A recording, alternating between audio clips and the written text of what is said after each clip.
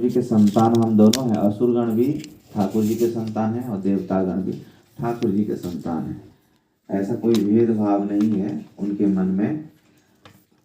वो तो निष्कपट भाव से सबका सेवा करते हैं, परंतु जो जिस भाव से पूजता है उन्हें उसी प्रकार वो पुरस्कृत करते हैं। उदाहरण जैसे जो देवता गण होते हैं ठाकुर जी को अपने रक्षक के रूप में पूजा करते हैं तो उनको उनकी रक्षा करते हैं, तथा जो असुर गण हैं वो ठाकुर जी को सोचते हैं कि ये हमारे शत्रु हैं, इन्हीं के कारण ही सब कुछ अनिष्ट हो रहा है, तो उनको शत्रु के रूप में दर्शन देते हैं। परंतु उनके मन में जरा सा भी कोई भेदभाव नहीं है।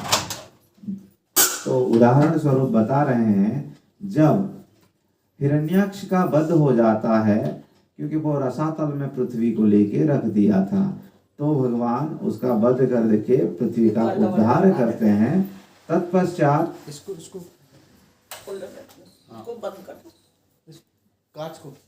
तत्पश्चात जब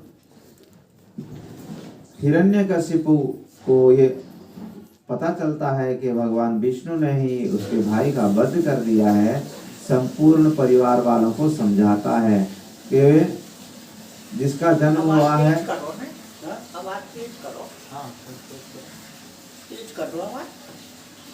हरे कृष्ण हरे कृष्ण हरे कृष्ण।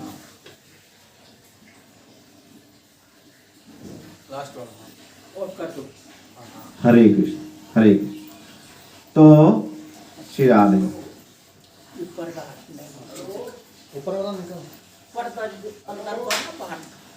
चलो आप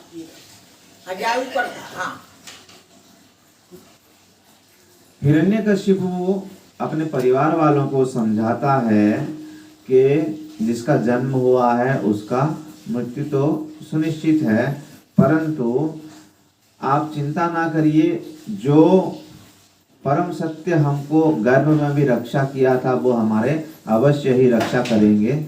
इसी तरह से बहुत सुंदर ही उपदेश देकर वो उनको सांत्वना देता है, परंतु स्वयं अपने मन के अंदर भगवान के प्रति बैर भाव रखता है।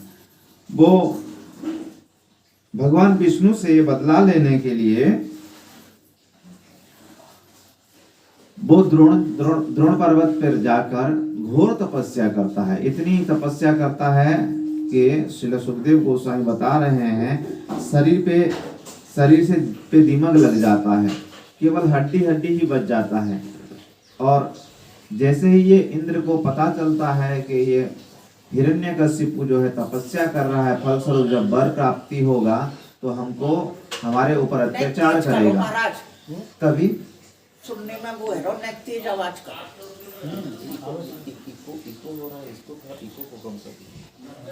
हरे कृष्ण हरे कृष्ण हरे कृष्ण। श्री राधे हरे कृष्ण हरे राधे राधे। अभी ठीक है, तेज कर लो और तेज चाहिए।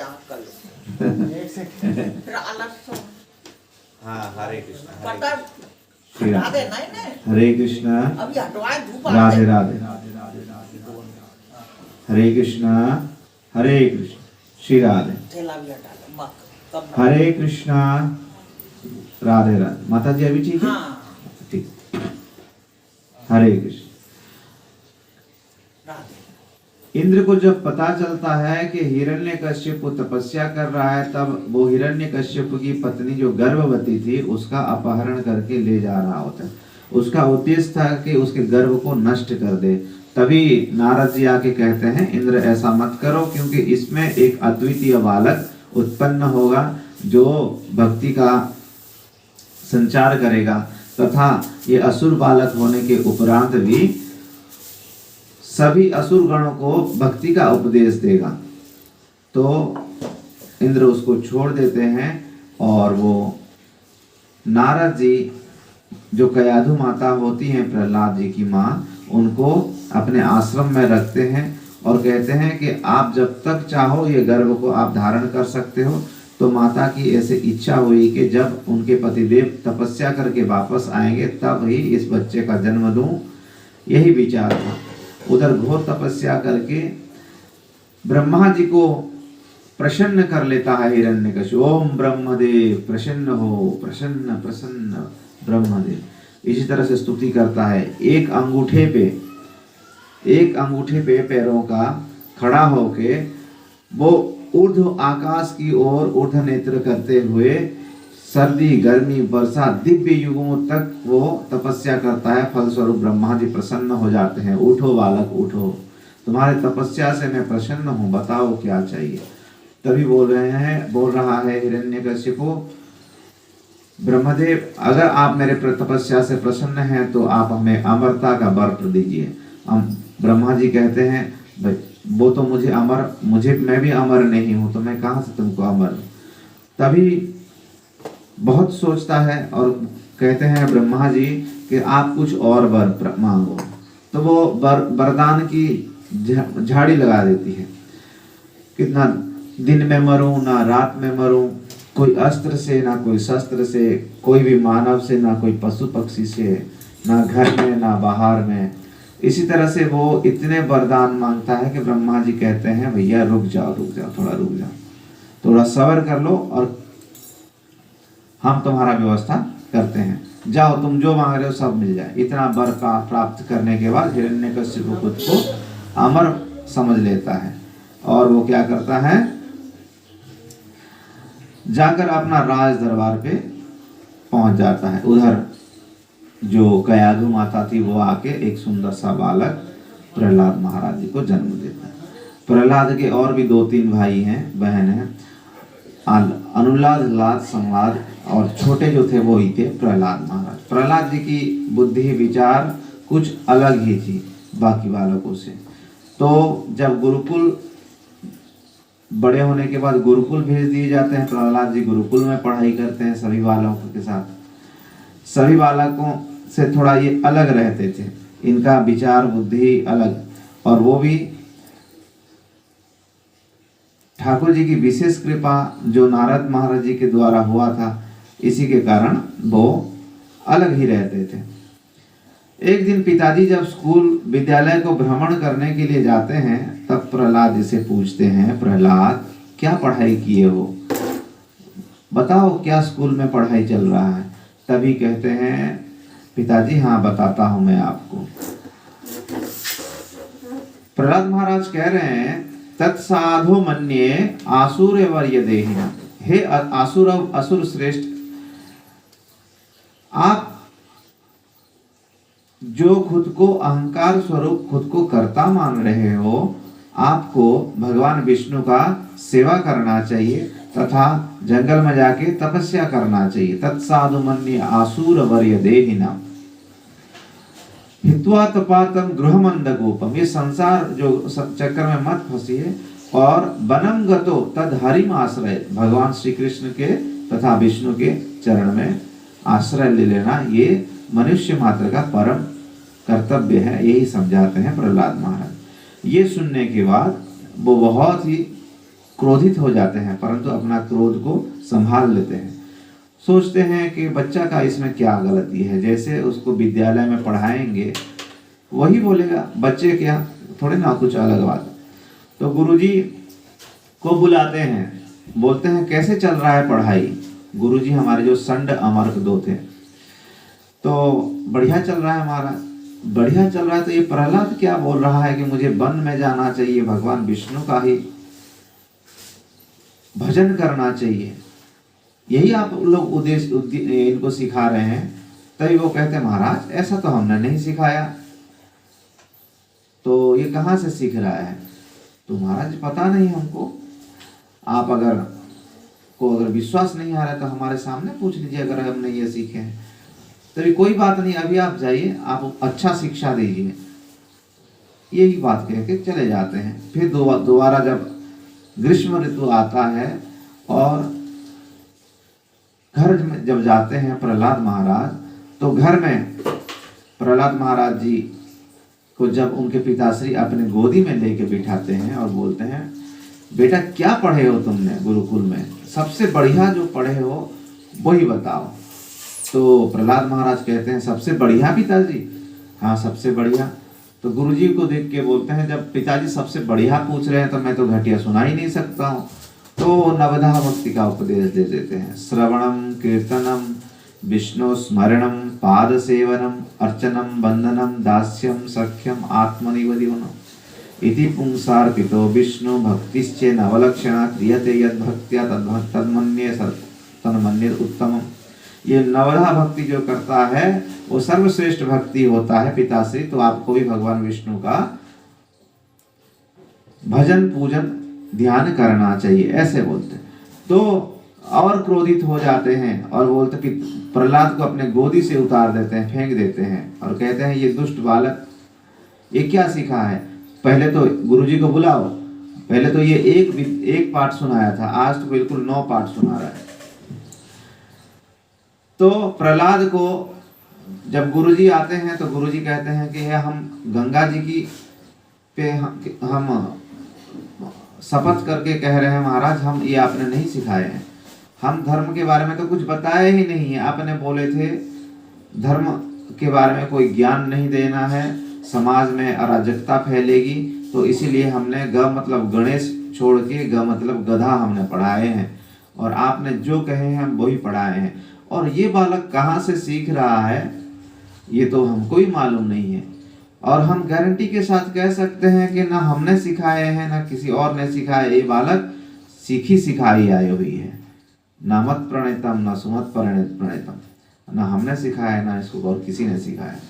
तो प्रहलाद महाराज जी को बहुत मारने की कोशिश की जाती है। क्यों? केवल भगवान का नाम जप लिए, भगवान विष्णु के भक्ति किए, इसी के कारण उनको पहाड़ की चोटी से फेंक दिया जाता है, जहरीले सांपों के बीच में छोड़ दिया जाता है, हाथियों से कुचलवाने की कोशिश किया जाता है।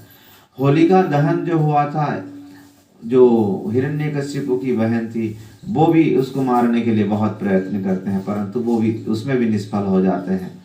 गुरुजी कहते हैं बालक है छोड़ दीजिए, फिर से एक मौका देते हैं, शायद सुधर जाए। तो ठीक है ले जाओ, इसे स्कूल में ले जाते हैं।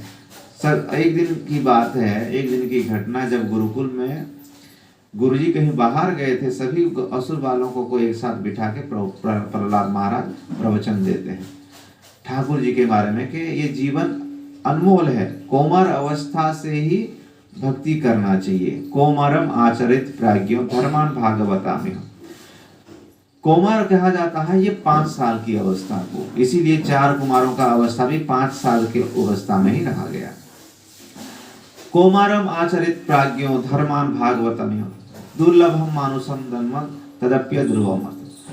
तो सभी बालक तो बहुत उनसे प्रसन्न हो जाते हैं। बालक पूछते हैं कि प्रहलाद ये बताओ, तुम भी यहाँ पढ़ रहे हो, हम भी यहाँ पे पढ़ रहे हैं, तुम्हारी उम्र भी उतना ही है, हमारी भी उम्र भी उतना ही है, तो ये सब जो तुम बता रहे हो ये कहाँ से सीखे हो तुम?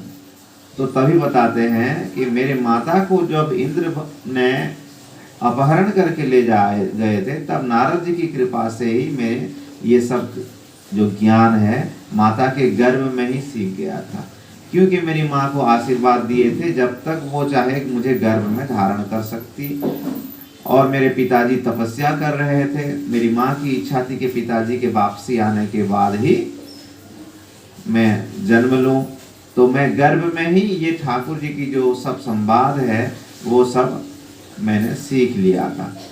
तो तुमको भी रक्षा करने वाले वही हैं और हमको भी रक्षा करने वाले वही हैं।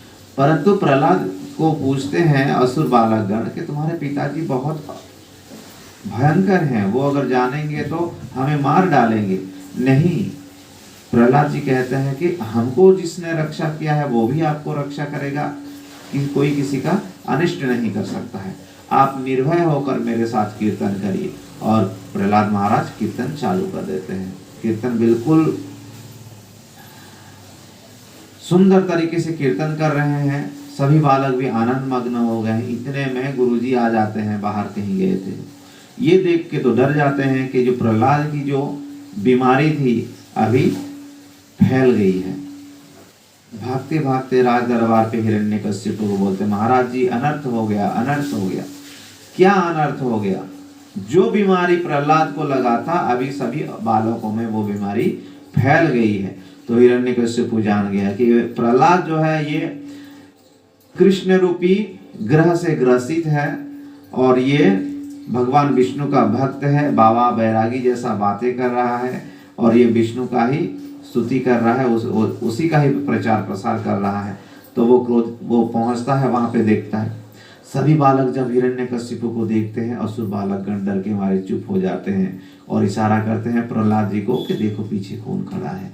देखते हैं पिताश्री प्रहलाद महाराज निर्भय होकर कहते हैं भय मत करो, भगवान का नाम जप करो। तो भय करते हैं। इतने में और क्रोधित हो जाता है हिरण्यकशिपु और कहता है बालक तुम्हारा ये दुस्साहस, तुमको किसने ये शक्ति दिया कि तुमने मेरे शक्ति को चुनौती देने के लिए। तो प्रहलाद महाराज कहते हैं भगवान ही सबको शक्ति देते हैं, जो आपको शक्ति दे रहे हैं वो हमको भी शक्ति दे रहे हैं, जो अंदर है वो बाहर भी है, जो घट घट में है। तो और क्रोधित हो जाता है और प्रहलाद जी को डंडे से मारने लगता है और प्रयत्न करता है मार देने के लिए। परंतु प्रहलाद महाराज तो निर्भय होकर केवल भगवान का नाम ही सिमरन कर रहे थे, भगवान का ही ध्यान में लगे। प्रहलाद महाराज इसी तरह से कहते हैं पिताजी आपके अंदर जो है वो भी बाहर ही है और हमारे हृदय में भी है, आपको जो रक्षा कर रहा है हमारा भी वही रक्षक है, आप इसमें कोई संशय मत करिए और आप निर्भय होकर आप भी भगवान का भजन करिए, इसी से परम कल्याण है। और तो अभी हिरण्यकशिपु और गुस्सा हो जाता है, कहता है बालक तू आज मेरे हाथों से बच नहीं सकता है, तुम्हारा विष्णु अगर तुमको रक्षा करता है तो बताओ कहाँ है विष्णु। तो प्रहलाद महाराज कहते कहाँ नहीं है ये पूछिए, और क्रोधित हो जाता है, प्रहलाद जी को मारने के लिए तत्पर होता है। वहां पे एक खंबा था, खंबा को दिखा के बोलता है क्या इसी समय इसी खंबे में है। तो ये संध्या वेला हो जाता है, गोधूली वेला। तो प्रहलाद महाराज कहते हैं है इसी में भी है, आप देख नहीं पा रहे हैं परंतु हम हर जगह देख रहे हैं। क्योंकि एक उत्तम भागवत का यही लक्षण होता है कि सभी जीवों पर प्रभु का दर्शन करें। ये जीव अगर ठाकुर जी को प्राप्ति करना चाहते हैं तो 3 चीजों की विशेष ध्यान रखना पड़ेगा। सभी में भगवान को देखें तथा जो प्राप्त है उसको पर्याप्त मान के संतोष रूपी धन को आनंद लें तथा जो अपनी इंद्रियां हैं, इंद्रियां का वेग को शिथिल कर दें अपने कंट्रोल में। दया सर्वभूतेषु, सभी भूतों पे सभी जीवों पे दया करना। संतोषेन कारेण, किसी भी तरह से जो मिल जाता है ठाकुर जी की दया से संतोष रखिए और इंद्रियों को अपने वशीभूत रखिए। तो देखिए ठाकुर जी जल्द ही प्रसन्न हो जाए। तो ये मंत्र है। प्रहलाद जी कहते हैं इस खंबे में भी है पिताश्री। तो वो गुस्से में अपने गदा से उस खंबे को फाड़ देता है। वहां से दिव्य स्वरूप भगवान श्री नरसिंह देव जी का आविर्भाव हो जाता है। बोली नरसिंह देव भगवान की। ये अद्भुत दृश्य देख के डर जाता है सभी असुरगण डर के मारे भाग जाते हैं। परंतु वो सोचता है कि मुझे तो ब्रह्मा जी का वरदान है, मैं तो अमर हो चुका हूँ, मुझे कैसे। और ये अद्भुत प्राणी कहाँ से उत्पन्न हुआ है, जो कि आधा शरीर नर है और आधा सिंह का है। नाम हो जाता है प्रभु का नरसिंह। और लड़ाई होता है दोनों के भीतर। गोधूली वेला आ जाता है। उसी समय भगवान क्या करते हैं, हिरण्यकश्यप को अपना गोदी में ले लेते हैं और दहलीज पे, राज दरबार के दहलीज पे उसको बिठा लेते हैं। वो सोचता है कि ये कैसे हो रहा है और अपने नाखून को अस्त्र बना के फाड़ने लगते हैं। वहां पे तभी स्मृति होता है अपना हिरण्यकश्यप के, मैं तो अजर अमर हो गया था तपस्या करके, परंतु ये कैसे घटना हो रही है। तो तभी सब याद आता है। तब आकाशवाणी होती है, ब्रह्मा जी का दी हुई वरदान कभी गलत नहीं हो सकता है। देखो तुमने जो तपस्या करके वर मांगे थे कि दिन में मरूं ना रात में मरूं ना, तो ये अभी ना दिन है ना रात है, ये गोधूली वेला है, संध्या का समय है। तुम घर में नहीं मर रहे, घर में ना मर रहे हो ना बाहर मर रहे हो, चौखट पे मर रहे हो। और 12 महीने में नहीं मर रहे हो तुम, ये भगवान ने एक विशेष महीना माना जिसको अधिक मास कहा जाता है। कोई अस्त्र से ना कोई शस्त्र से मर रहे हो तुम, तो ठाकुर जी नाखून से मर रहे हो। ना कोई मनुष्य मार रहा है, कोई पशु मार रहा है, ये नरसिंह मार रहे हैं तुमको। इसी तरह से सभी वर का सत्यता प्रतिपादन करते हैं। भगवान तुरंत ही उसको गोदी में लेके फाड़ डालते हैं। इतने में क्रोध शांत नहीं होता है, क्योंकि भक्त को बहुत कष्ट देते हैं। जो भी भक्त को कष्ट देता है उसको भगवान इसी तरह से दंडित करते हैं और अपनी उसका अतड़ी को बाहर निकाल लेते हैं, जो अतड़ी होता है, और उसको गले में लटका लेते हैं। क्रोध अपना थोड़ा शांत होता है। श्री राधे। क्रोध शांत होता है, फिर भी अब संपूर्ण क्रोध शांत नहीं होता है। अब क्या करें? अब जिसको देखते हैं, देख रहे हैं, उधर गरज रहे हैं। देवी देवताओं को देख के देवी देवताएं गरज रहे हैं। असुरगण तो डर के मारे भाग गए। अब उनको शांत कैसे किया जाए? तो कोई उनके सामने जाने की हिम्मत ही नहीं कर रहे हैं। ऐसा विकराल रूप कभी हमने दर्शन ही नहीं किए थे। तभी सभी सोचते हैं माता लक्ष्मी को बुलाया जाए, लक्ष्मी जी ही शांत कर पाएंगे, क्योंकि धर्म पत्नी का एक कुछ विशेष गुण रहता है कि अपने स्वामी को शांत कर सकते हैं। तो वो जब माता के पास जाते हैं, कहते हैं कि देवतागण के आइए आइए माता श्री, प्रभु का एक उग्र रूप धारण कर लिए हैं, ऐसा रूप आज तक हमने नहीं देखा था। तो माता लक्ष्मी कहते हैं मेरे प्रभु कभी ऐसे नहीं करते, वो तो शांताकारम भुजग शयनम है, वो तो शांत है। और वो आरती प्लेट लेके जैसे ही आते हैं, प्रभु का आरती उतारने के लिए चरणों से उतारते हैं। चरणों से उतारते हुए जब उनके मुखार बिंद का आरती करने की कोशिश करते हैं, इतने जोर से दहाड़ते हैं कि लक्ष्मी जी भी डर के मारे भाग जाती हैं। ऐसा स्वरूप तो आज तक मैंने नहीं देखा। तब ब्रह्मा जी सोचते हैं अब क्या करेंगे।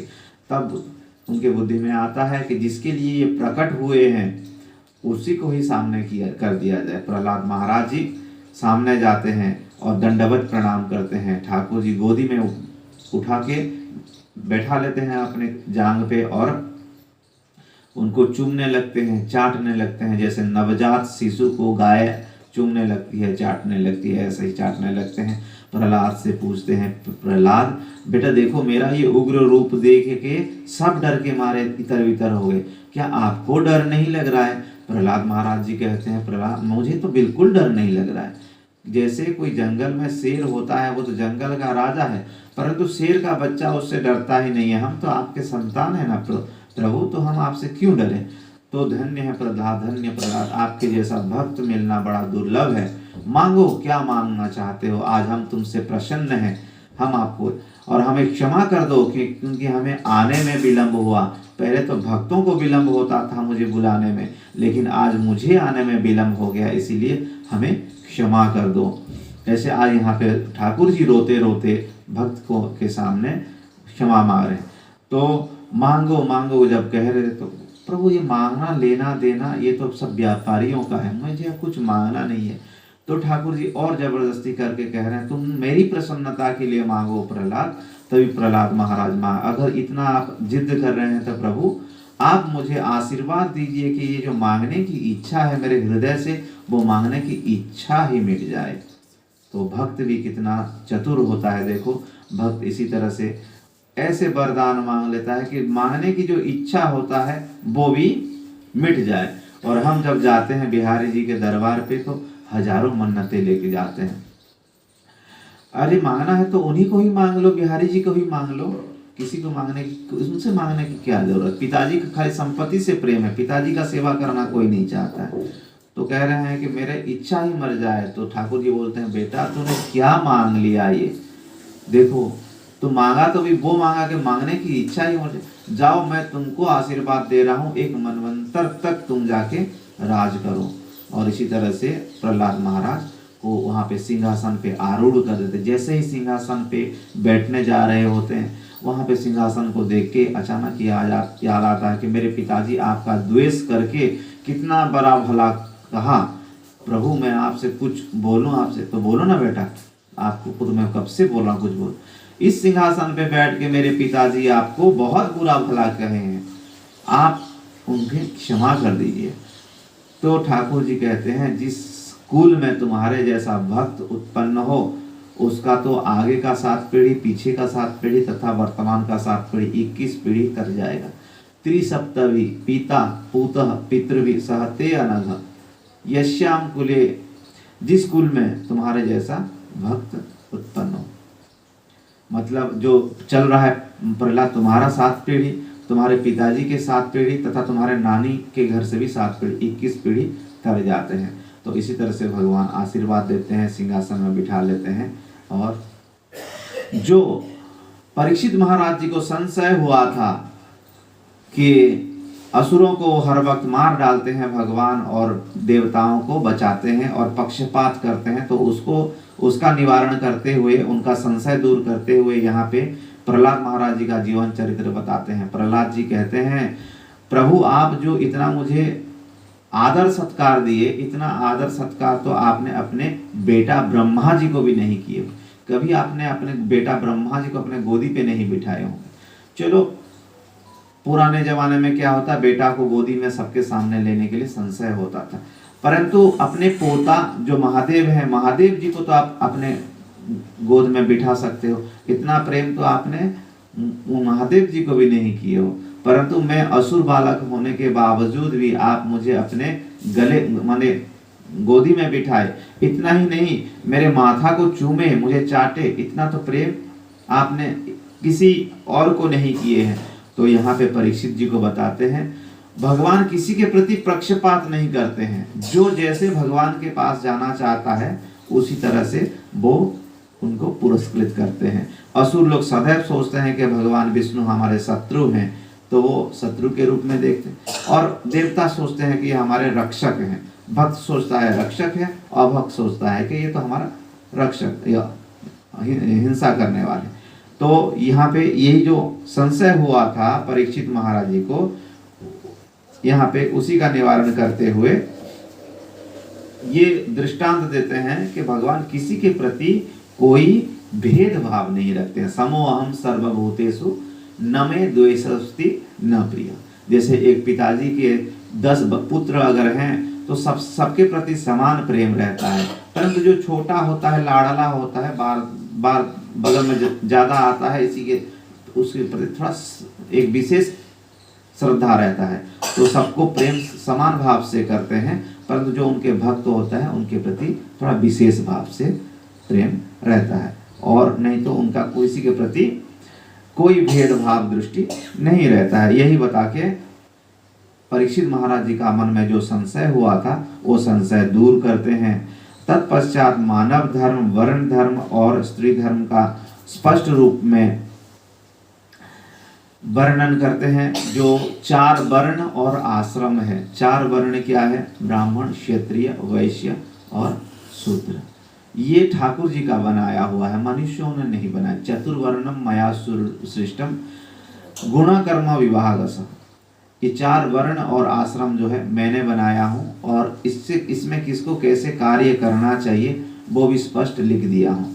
ब्राह्मण जो होता है वो समाज का सर होता है, क्षत्रिय होता है जो अपना भुजाएं होता है, तथा वैश्य उदर होता है, और जो चरण होता है वो शूद्र का जगह बताया गया है।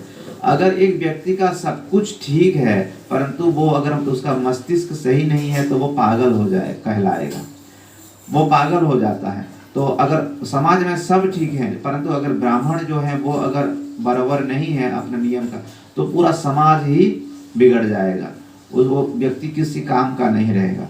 इसीलिए ये 4 वर्ण और आश्रम का जो स्थापना किया गया है, आश्रम क्या क्या है, ब्रह्मचारी, क्षत्रिय, वैश्य, ब्रह्मचारी आश्रम, उसके बाद गृहस्थ आश्रम, उसके बाद वानप्रस्थ आश्रम, और उसके बाद संन्यास। चतुर्थ आश्रम को संन्यास आश्रम में के रूप में दिया गया है।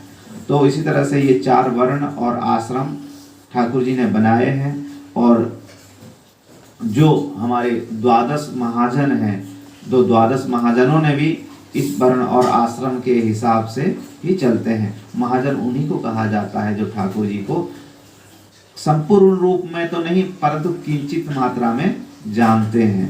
स्वयंभू, नारद, शंभु। स्वयंभू है ब्रह्मा जी, नारद जी, शंभु महादेव जी, कुमारो, कुमार जी 4 कुमार, कपिल, कुमारो, कपिलो, मनु, प्रहलाद, जनक, भीष्म। और ये प्रहलाद महाराज भी 12 महाजनों में आते हैं जो ठाकुर जी को जानते हैं।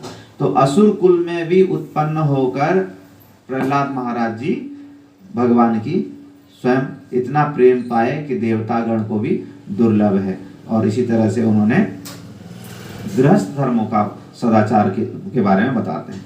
तत्पश्चात जो मनवंतर आता है, मनवंतर किसको कहा जाता है? जैसे हमारा 365 दिन एक वर्ष होता है, देवताओं का एक दिन होता है 24 घंटा। 6 महीना उत्तरायण, 6 महीना दक्षिणायन। उत्तरायण में दिन होता है, दक्षिणायन में। इसी तरह से ये जो कलयुग की अवधि बताया गया 4,32,000, इसका दोगुना कर देते हैं तो द्वापर, उसका दोगुना हो जाए, द्वापर का दोगुना कर देते हैं तो त्रेता, त्रेता का दोगुना कर देते हैं सतयुग। इन चारों को चतुर्युग कहा जाता है। इसी तरह से 71 बार जब चतुर्युग आ जाएगा उसको एक कहा जाता है एक कल्प। तो ऐसे 14वां ब्रह्मा जी का जो एक दिन आता है उसमें 14 मनु का जाना आना हो जाता है, उसको कहा जाता है मनवंतर। ये 14 मनवंतर, ये अलग अलग मनु के समय अलग अलग वहां पे राजा रहेंगे तथा गुरुदेव का भी चयन होता है। तो अभी जो मनवंतर चल रहा है ये हो गया विवस्वान। विवस्वान होते हैं वैवस्वान, क्योंकि वो गीता का 4th अध्याय में पहला श्लोक में यही बता रहे हैं, इमं विवस्वते योगा प्रोक्तवान अहम अग्नि। ये गीता का ज्ञान जो है अर्जुन, मैंने जो सूर्य के पुत्रों को, सूर्य भगवान को दे चुका हूं। तो अर्जुन बोल रहे हैं सूर्य भगवान तो बहुत पहले आए हैं प्रभु, आप तो ये लगभग 5,500 साल पहले आए हो। तो अर्जुन को बता रहे हैं कि अर्जुन तुम इसमें भ्रमित मत हो, मैं सदैव हूं और सदैव रहता हूं। तुम कई बार आए और कई बार चले गए, तुम्हारी विस्मृति होता है, परंतु मैं जन्मादस्य हूं, जिनका आदि नहीं, अंत नहीं, ना मध्य है, और सदैव विराजमान हूं। तो इसमें तुम संशय ना करो, मैं जो कह रहा हूं वो करो। फिर भी संशय नहीं गया, और जब विश्व रूप दिखाते हैं तब जाके उनका संशय जाता है। तो ये मनवंतर, 14 मनवंतरों के नाम यहाँ पे पहले हमने जो सुने, मनु और शत्रुपा वो जी के जो 3 बेटियां तथा 2 बेटे, प्रियव्रत, उत्थानपाद, आकुति, प्रसूति और देवहूति, वो स्वयंभू मनु है, वहीं से प्रारंभ होता है। दूसरा मनु आता है स्वरोचिष मनु, तीसरा मनु उत्तम मनवंतर, और चौथा तामस मनवंतर जिसमें गज और गराह का लीला हुआ था एक, जो वो हम आगे वर्णन करेंगे। तथा चौथा रेवत मनवंतर, 5 नंबर पे चाक्षुष मनवंतर जिसमें कि देवासुर संग्राम हुआ था, देवता और असुरों के बीच में, तथा सत्यव्रत राजा को मत्स्य अवतार लेकर ठाकुर जी प्रलय के समय पे रक्षा किए थे। उसके बाद अभी जो 7वां नंबर चल रहा है ये वैवस्वत मनवंतर कहा जाता है। उसके बाद 8 नंबर पे सावरणी, दक्ष सावरणी, ब्रह्म सावरणी, धर्म सावरणी, रुद्र सावरणी, देव सावरणी और इंद्र सावरणी, ये 14 मनवंतर है। तो ये जो तामस मनवंतर पे गज और गराह का लीला हुआ था, उसी के बारे में परीक्षित महाराज जी का इच्छा हुआ श्रवण करने के लिए। तो बता रहे हैं जो गज और गराह का लीला हुआ था वो दिव्य लीला, जिसमें कि किसी को अगर संशय होता है कि हम मनुष्य ही केवल ठाकुर जी की आराधना कर सकता है, पशु पक्षी नहीं कर सकते हैं, तो उसी का उदाहरण देके बता रहे हैं कि ठाकुर जी का आराधना करने के लिए केवल भावनाओं की ही कमी है, अन्यथा ठाकुर जी सदैव आपके पास है। उदाहरण देते हैं, एक त्रिकूट पर्वत नाम का पर्वत था जो कि कई योजन विस्तार था। बताते हैं कि वो पर्वत जो है सोना चांदी से भरा हुआ था। उसी के नीचे सुंदर सा एक सरोवर था जहाँ पे कमल, नील कमल के पुष्प तथा उसके पराग से जो जब गिर के जो जल में जा रहा सुगंध, जल से सुगंध बह रहा है, जब हवाएं मंद मंद चल रही है तो उसकी सुगंध से दिव्य योजन तक वो बह रही है। और एक हाथी जो कि अपने परिवार के साथ वहाँ पे विचरण कर रहा है, आनंद ले रहे हैं।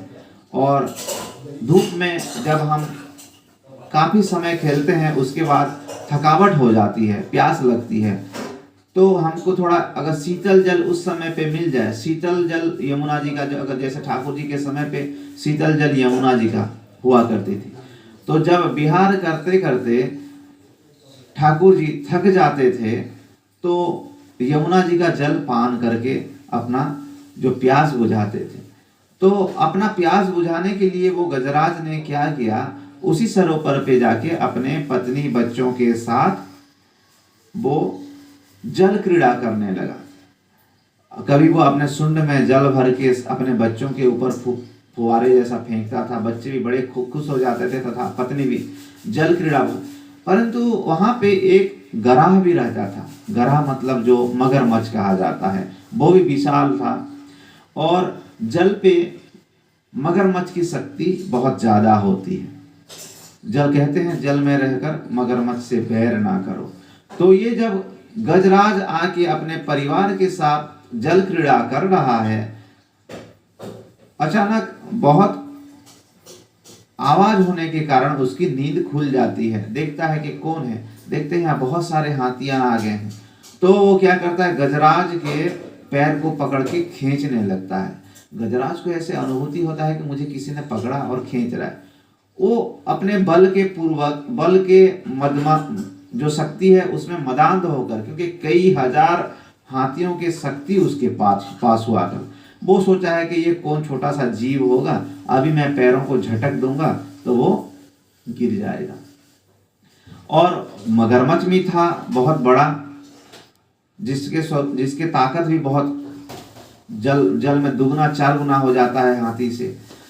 तो वो उसका पैर को खींचने की कोशिश करता है, तो ये झटकाने की कोशिश करता है, पर ये भी छोड़ नहीं रहा है और वो भी छुड़ा नहीं पा रहा है। तो ये जो गज और गराह का लड़ाई होता है काफी समय तक होता है, मतलब 1-2 घंटा नहीं, कई वर्षों तक हो जाता है। तब जब उसको लगता है कि अभी मैं कमजोर पड़ रहा हूं, अपने परिवार वालों को कहता कि मुझे कोई खींच रहा है, आप लोग मुझे बाहर निकालने का कोशिश कीजिए। तो परिवार वाले क्या करते हैं, अपने सुंड से सुंड मिला देते हैं और चैन, लोहे का जंजीर जैसा सांकर बना, मतलब अपने सुंड से ऐसे बना के उनको खींचने की प्रयत्न करते हैं। गजराज को खींचते खींचते पूरा किनारे तक ले आते हैं, तो उधर गराह जो है उनको खींचते खींचते फिर पानी के अंदर ले जाता है। इसी तरह से लीला चलता रहा, कई समय बीत गया। तो जब देखते हैं कि मेरा शक्ति कमजोर होता पड़ रहा है, तो पत्नी को बोलता है कि और जोर से खींचिए, परंतु बच्चे पत्नी सब मिलके खींचने पर भी वो कमजोर पड़ने लगते हैं और वो बोलते हैं कि अभी हम भी कमजोर पड़ रहे हैं, आप अपने आप को बचा लीजिए, क्योंकि आप तो जा रहे हो, आप चाहते हो कि आप हमको भी साथ में ले डूबोगे। तो उदास हो जाता है उस समय पे। जो भरोसा होता है, जब आपका किसी के ऊपर संपूर्ण विश्वास होता है कि मुसीबत के समय पे यही मुझे सहारा देगा, परंतु जब वो भी हाथ खड़ा कर देता है तो तब और किसके भरोसे जाएं। तो इसी तरह से यहाँ पे घटना होती है कि गजराज ने संपूर्ण हताश हो जाता है और दुखी होता है कि जो पत्नी बच्चों के लिए मैंने इतना सब कुछ किया, आज अंत समय पे मुझे छोड़ के चले जा रहे हैं और उसके पास कुछ चारा नहीं रहता है। वो कुछ क्या करे, वहां पे एक नील कमल जो खिल रहा था उसको सुंड में तोड़ लेता है और वो ऊपर की ओर ध्यान करते हुए आकाश में वो ठाकुर जी को समर्पण करते हुए वो स्तुति करता है, मन ही मन स्तुति करते हुए कह रहा है, जो परात्पर अखिलेश्वर परमात्मा इस जग की सृष्टि करता है। किसी का नाम लेके नहीं कह रहे हैं कि कोई गणेश जी आ जाइए या फिर कुबेर जी आ जाइए, हमें बचाइए, नाम किसी का नहीं ले पा रहे। वो परम सत्य की ध्यान करते हुए वो कह रहे हैं कि जो इस सृष्टि के मालिक हैं, जो जिनके वजह से ये दिन और रात हो रही है, तथा जो सभी जीवों के अंदर घट घट में विराजमान है, जो चींटी से लेकर हाथी तक पालन करने वाले हैं, जिनकी वजह से ये ऋतु परिवर्तन हो रहा है, कृपया आप आके हमें हमारा उद्धार कीजिए। इसी तरह से स्तुति कर रहे हैं, किसी का नाम नहीं ले पा रहे। सभी देवी देवताएं तैयार थे कि अगर हमारा नाम ले ले तो हम तुरंत जाएं, परंतु कोई किसी का नाम नहीं लिए। तो जैसे कोई वस्तु सड़क पे अगर गिरा हुआ है, किसी का कोई ना उठाए, तो वो वस्तु किसका होता है, सरकार का है। तो सरकार वहां पे सुनते हैं, ठाकुर जी सुनते हैं भगवान विष्णु के, मतलब किसी का नाम नहीं लिया, इसका मतलब वो अवश्य ही मुझे ही बुला रहा है। और वो तुरंत अविलंब गरुड़ जी से उतर जाते हैं और गरुड़ जी पे सवार होकर निकलते हैं। देखते हैं गरुड़ जी बहुत स्लो चल रहे हैं, तो वो अपना चक्र को छोड़ देते हैं, अपना चक्र छोड़ देते हैं। वो जाके पहले जो उसको गजराज जी का वो जो खींच रहा था गरहा जी का गर्दन काट देते हैं। देखते ही देखते एक चतुर्भुजी नारायण स्वरूप एक दिव्य पुरुष वहां पे आ जाते हैं और ठाकुर जी को प्रणाम करके निकल जाते हैं। परीक्षित महाराज जी को बड़ा आश्चर्य हुआ, ये क्या था? वो गरहा जो था उससे एक दिव्य पुरुष उत्पन्न हुआ था। सुखदेव जी से पूछा ये कौन थे? तब तभी बता रहे हैं कि ये एक हुहु नाम का गंधर्व था, जो कि बहुत गंधर्वों का यही कला रहती है, हर वक्त मजाक करते रहेंगे, हंसी मजाक करते रहते हैं। तो ऋषियों के साथ मजाक करते थे वो। ऋषिगण जब स्नान करने के लिए जाते थे और सूर्य देवता को अर्घ्य चढ़ाते हैं जल का, तब ये पानी में डूबते हुए जाएंगे और पैर को खींच लेंगे। ऋषि लोग डर जाएंगे, वो सोचेंगे कोई जंतु आ गया जो हमको पानी में खींच रहा है। तभी जब डर जाएंगे तो ये बाहर निकल के बोलेंगे महाराज जी डर गए डर गए डर गए, और आनंद लेते हैं। तो एक बार दुर्वासा ऋषि ऐसे ही जल चढ़ा दे रहे थे सूर्य भगवान को, तभी वो ये घटना करते हैं। तो दुर्वासा ऋषि क्रोधित होकर उनको अभिशाप देते हैं, तुम्हारी आदत जो है मगरमच्छ जैसी है, तो जाओ मगरमच्छ बन जाओ। तो वो बाद में दुखी हो जाए, महाराज जी मैं तो आपके साथ बस मजाक कर रहा था, आप इतना गंभीरता से ले लिए और आप अभिशाप दे दिए। तो बोलते हैं कि जाओ आशीर्वाद देता हूँ तुमको ठाकुर जी उद्धार करेंगे। तो आज वही ठाकुर जी यहाँ पे चक्र छोड़ के ये गराहा का उद्धार करते हैं। तत्पश्चात वहां पे सामने प्रकट नारायण रूप में प्रकट होकर गजराज जी का भी उद्धार करते हैं। और गजराज जी को जब संग छुआते हैं तो वो एक दिव्य पुरुष होके उनका भी उद्धार हो जाता है। तो वो गजराज जी कौन थे पूछते हैं तो बताते हैं वो एक राजा थे जो अपना राजभार छोड़कर वो एक तपस्या में हिमालय में चले जाते हैं और वहां पे तपस्या कर रहे थे। तभी एक ऋषि आते हैं, ऋषि को देख के वो आंखें मृषा समाधि लगाते हैं, आंखें बंद कर देते हैं कि अभी कौन अभी उठे फिर सत्कार करे और इतना। तो तभी सब समझ जाते हैं अभी गृहस्थी अभी छूटी नहीं है मन से, और अभी इतने बड़े बड़े लंबा जटाएं तुमने निकाल लिए हो, मन में तो अपना वासना फैल रही है, जाओ तुम्हारा बुद्धि भी गज जैसा है और तुम गज बन जाओ। तो वो गज बन गए थे। तो फिर बाद में महाराज जी क्षमा कर दीजिए हमें। तो ऋषि ने भी आशीर्वाद दिया कि चिंता न करो, तुम्हारा ठाकुर जी ही कल्याण करेंगे। तो ऋषि मुनियों का श्राप भी जो होता है, श्राप से ही ठाकुर जी का दर्शन मिल जाता है। तो जब ऋषि मुनियों का आशीर्वाद हो जाएगा तो अवस्था हमारा क्या हो जाएगा। इसीलिए कभी भी साधु संतों के प्रति, ब्राह्मणों के प्रति, संतों के प्रति परिहास, ठट्टा परिहास नहीं करना चाहिए, क्योंकि कब कौन सा समय चल रहा है उसका पता नहीं समय का। और इसी तरह से गज गराहा का उद्धार करते हैं। ठाकुर जी तो पहले गराहा का उद्धार कर देते हैं और बता रहे हैं कि जो मेरे भक्तों का भक्त है, उस भक्तों के चरण पकड़ेगा उसको तो पहले ही उद्धार मिल जाएगा, क्योंकि गजराज स्तुति कर रहे हैं और ये गजराज का पैर पकड़ रखे हैं, तो पहले उसका उद्धार कर देते हैं। और इसी तरह से गजेंद्र मोक्ष का वर्णन श्रील सुखदेव गोस्वामी सुनते हैं। जो कोई भी गजेंद्र मोक्ष का पाठ करें, उनका जो अगर कोई बुरे बुरे सपने आ रहे हैं तो वो सपने भी बंद हो जाएंगे तथा ठाकुर जी का सपने आएंगे और मन जो है ठाकुर जी के चरणों में स्वाभाविक रूप में लग जाएगा। इसी स्तुति में ये बता रहे हैं कि अगर आपके पास कोई ज्ञान नहीं है, कोई कहते ना भक्ति करने के लिए भी बुद्धि होना बहुत जरूरी है, कोई नहीं, कोई जाति कुल की, सबरी भी कौन सी जाति के थी, और बहुत मेधावी होना चाहिए। तो देखिए गजराज में कोई पीएचडी करके नहीं आए थे, केवल अंतरात्मा सरल होना चाहिए, स र और ल, ना कोई इसमें कोई मात्रा है, ना बिंदु है, ना कोई अनुसार विसर्ग है, स र ल, सरल। जो सरल मन सो ही मोहि पावा, मोहे छल छिद्र कपट ना भावा। ठाकुर तुलसीदास जी लिख रहे हैं जो सरल है, सरल जो होगा उसके हृदय में स में क्या, सीता, र में राम और ल में लक्ष्मण, सीता राम लक्ष्मण जी का निवास हृदय में अपने आप हो जाएगा। ठाकुर जी यही ढूंढ रहे हैं कि किसका हृदय सरल है, मक्खन जैसा जिसका हृदय होगा उसी के हृदय में मैं निवास करूंगा। परंतु सबके हृदय में कामना भरा हुआ है, इसी के कारण वो कहीं जगह भी उनको मतलब बराबर नहीं मिल रहा है। कोई चाह रहा है कि ये हो जाए, कोई वो चाहिए, कोई ये नहीं चाहता ठाकुर जी आप आओ हमारे हृदय में बसो, सब दे देंगे। ठाकुर जी अगर आ जाएंगे तो स्वाभाविक रूप में सब मिल ही जाता है। तो इसी तरह से गजेंद्र मोक्ष करते हैं। गजेंद्र मोक्ष के उपरांत जब चाक्षुष मनवंतर, ये गजेंद्र मोक्ष जो हुआ ये तामस मनवंतर पे, स्वयंभू मनु का हमने सुने सबसे पहला, उसके बाद तामस मनवंतर का सुने।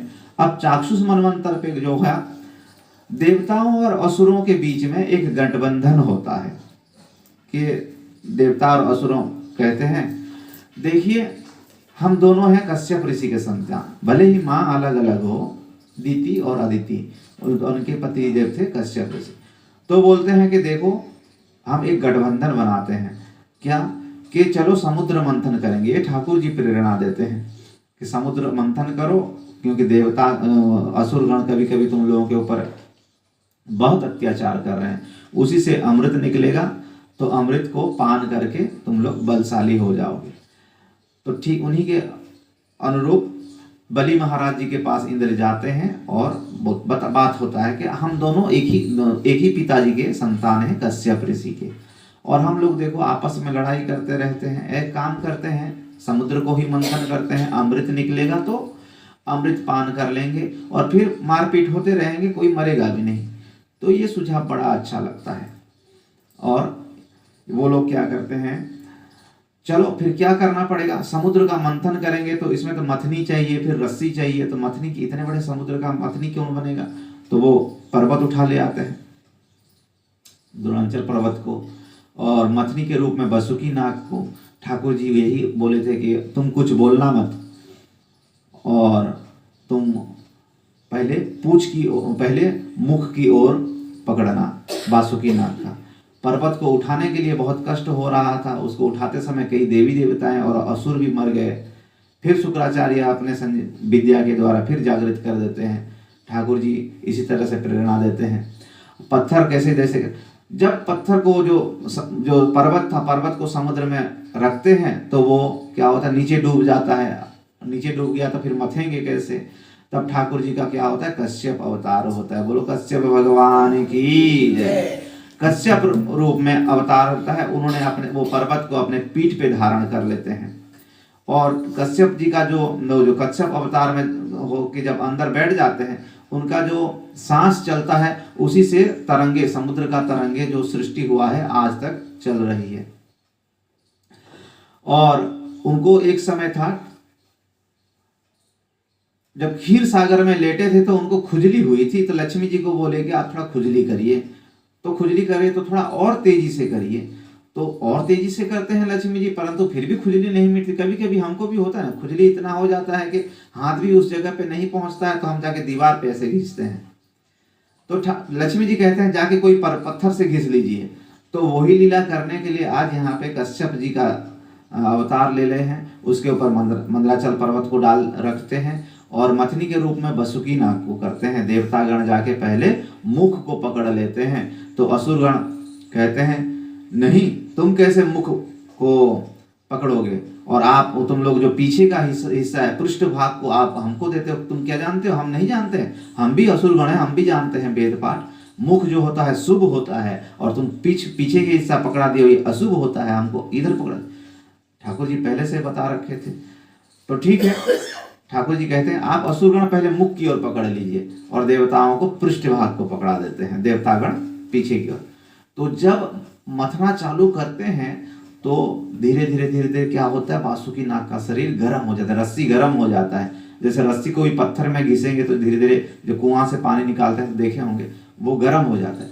गर्म होने लगता है तो वो जहर निकलने लगता है, जहर निकलने लगता है तो वो असुरगण मरने लगते हैं। अरे ये क्या हो रहा है, नहीं ये वासुकी नाग जो है जहर फैला रहा है, अरे ये तो आश्चर्य हो गया।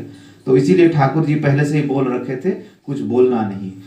तो मंथन चालू हो जाता है। सबसे पहला मंथन होता है तो 14 रत्न समुद्र मंथन से निकले थे। सबसे पहले क्या होता है, जहर निकलता है। जहर निकलता है तो अब कौन पिएगा, तो पूरा संसार उसमें भस्म हो जाएगा।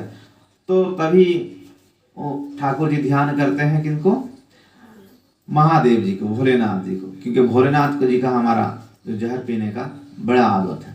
तो उनको बुलाते हैं। तो ठाकुर जी, महादेव जी आके वहां पे राम नाम का सहारा लेते हुए वो क्या करते हैं, वो जितना भी विष निकलता है उसको पी जाते हैं। राम बोलते ही, जब हम रा बोलते हैं तो मुंह खुल जाता है, और माँ बोलते ही मुंह बंद हो जाता है।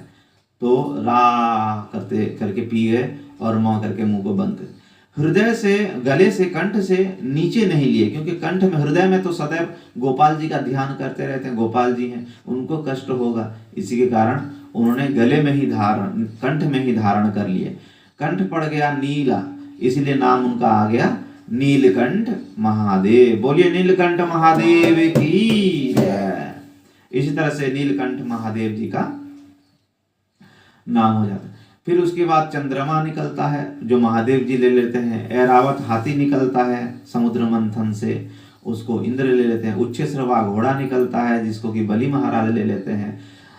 और इसी तरह से 8वां स्कंद का 8वां नंबर अध्याय का 8वां श्लोक पे साक्षात लक्ष्मी जी निकलते हैं। लक्ष्मी जी प्रकट होते हैं तो सभी लोग आकर्षित हो जाते हैं। लक्ष्मी जी का दिव्य स्वरूप, दिव्य छटा है, उसको देख के सब मोहित, देवतागण भी, असुरगण भी, सभी लोग चाहते थे कि कैसे मुझे ये मिल जाए।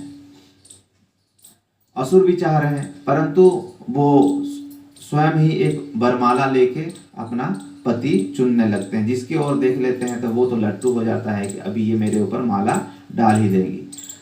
देख रहे हैं कि हर किसी को पाने की इच्छा है, परंतु कोने में भगवान विष्णु बैठे हुए, लेटे हैं, वो जरा सा भी अपने ओर नहीं देख रहे हैं।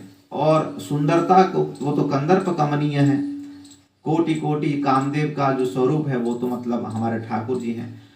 तो उन्हीं को अपने वर के रूप में चुनते हैं, परंतु उनमें भी एक कमी क्या रहती है, वो बोल रहे हैं तो ये बहुत सुंदर, परंतु ये मुझे नहीं चाह रहे हैं। तो कोई बात नहीं, परंतु मैं उनको वर के रूप में स्वीकार करता हूं। इसी तरह से लक्ष्मी जो है नारायण जी को माला पहना देते हैं। लक्ष्मी जी जो हैं सदैव भगवान विष्णु के चरणों में ही रहते हैं। उनको कई बार बोले कि आप हमारे हृदय में धारण करिए, आप हमारे प्राण प्रेयसी हैं, परंतु वो कहते हैं कि हमें तो आपके चरण कमलों में ही आनंद आता है। और तो इसी तरह से माताओं को भी अपने पतिदेव का चरण दबाना चाहिए। चरण दबाने से जो हाथों में जो शुक्र राशि, राहु राशि रहता है, वो सब कम हो जाता है और लक्ष्मी का वास आता है, लक्ष्मी घर में प्रवेश करते हैं। तो इसी तरह से जब लक्ष्मी जी का प्रकट होता है तो वो भगवान विष्णु के कौस्तुभ मणि निकलता है, उसको भगवान नारायण रख लेते हैं, अपने गले में धारण करते हैं। और जब धन्वंतरी अवतार होता है, भगवान जब धन्वंतरी अवतार के रूप में, धन्वंतरी कौन है, जितने भी आयुर्वेदिक दवाई जो जड़ी बूटियां हैं, सभी के जो अधिष्ठात्री देवता हैं वो धन्वंतरी जी हैं। वो सभी देवताओं, सभी औषधियों का वो देवता है। तो धन्वंतरी जी स्वयं प्रकट होते हैं, साथ में अमृत का कलश लेके। तो अमृत का कलश जैसे ही निकलता है, देवता लोग उनसे झपट्टा मार के ले जाते हैं और भाग जाते हैं दूर। असुर लोग झपट्टा मार के ले जाते हैं, देवता लोग उनके पीछे पीछे जाते हैं, अरे रुको रुको रुको रुको। तब असुरगण उनको मार के भी भगा देते हैं, रोते रोते जाते हैं भगवान विष्णु के पास, प्रभु ऐसा है, घटना ऐसा हुआ कि हमने मंथन किए और जब अमृत का कलश निकला, हमारे असुरगण, असुर भाईगण वो लेके चले गए। ठाकुर जी कहते हैं आप निश्चिंत रहिए, मैं कुछ करता हूँ आप लोगों के लिए। तो वो वहाँ पे एक दिव्य मोहिनी अवतार धारण करते हैं और भगवान का मोहिनी रूप दिखाते हैं। बोलो मोहिनी अवतार की जय। ये मोहिनी रूप ऐसे अवतार है जिसको देख के असुरगण मोहित हो जाते हैं। एक छोटा सा गेंद लेते हैं और दिव्य छटा उसको खेलते खेलते जा रहे होते हैं असुरों के बीच में। असुरगण जो क्या होता है, अमृत का कलश लेके दूर चले जाते हैं। वो लोग भी आपस में लड़ाई करते हैं। कि जिसके भुजा में ज्यादा ताकत है वो ही पहले अमृत पिएगा। तो एक दूसरे में लड़ाई कर रहे हैं कि तुम मुझसे लड़ो मैं तुमसे लड़ो, इसी तरह से वो अमृत का कलश वहां पे हुआ, कोई पी नहीं रहा है, बस लड़ाई कर रहे हैं। असुरों के अंदर यही एक लक्षण है। जब असुरों के और देवताओं में एक बार परीक्षा हुआ कि असुर गणों का बुद्धि कैसा रहता है और देवताओं का बुद्धि कैसा रहता है, तो देवताओं क्या कहा गया, आप लोगों के हाथ को बांध दी जाएगी, असुरगण और देवतागण, और आपको खीर दिया जाएगा। ऐसे आगे हाथ दोनों बांध देंगे और आपके हाथ में खीर दिया जाएगा, तो आप कैसे खाओगे वो पता चलेगा।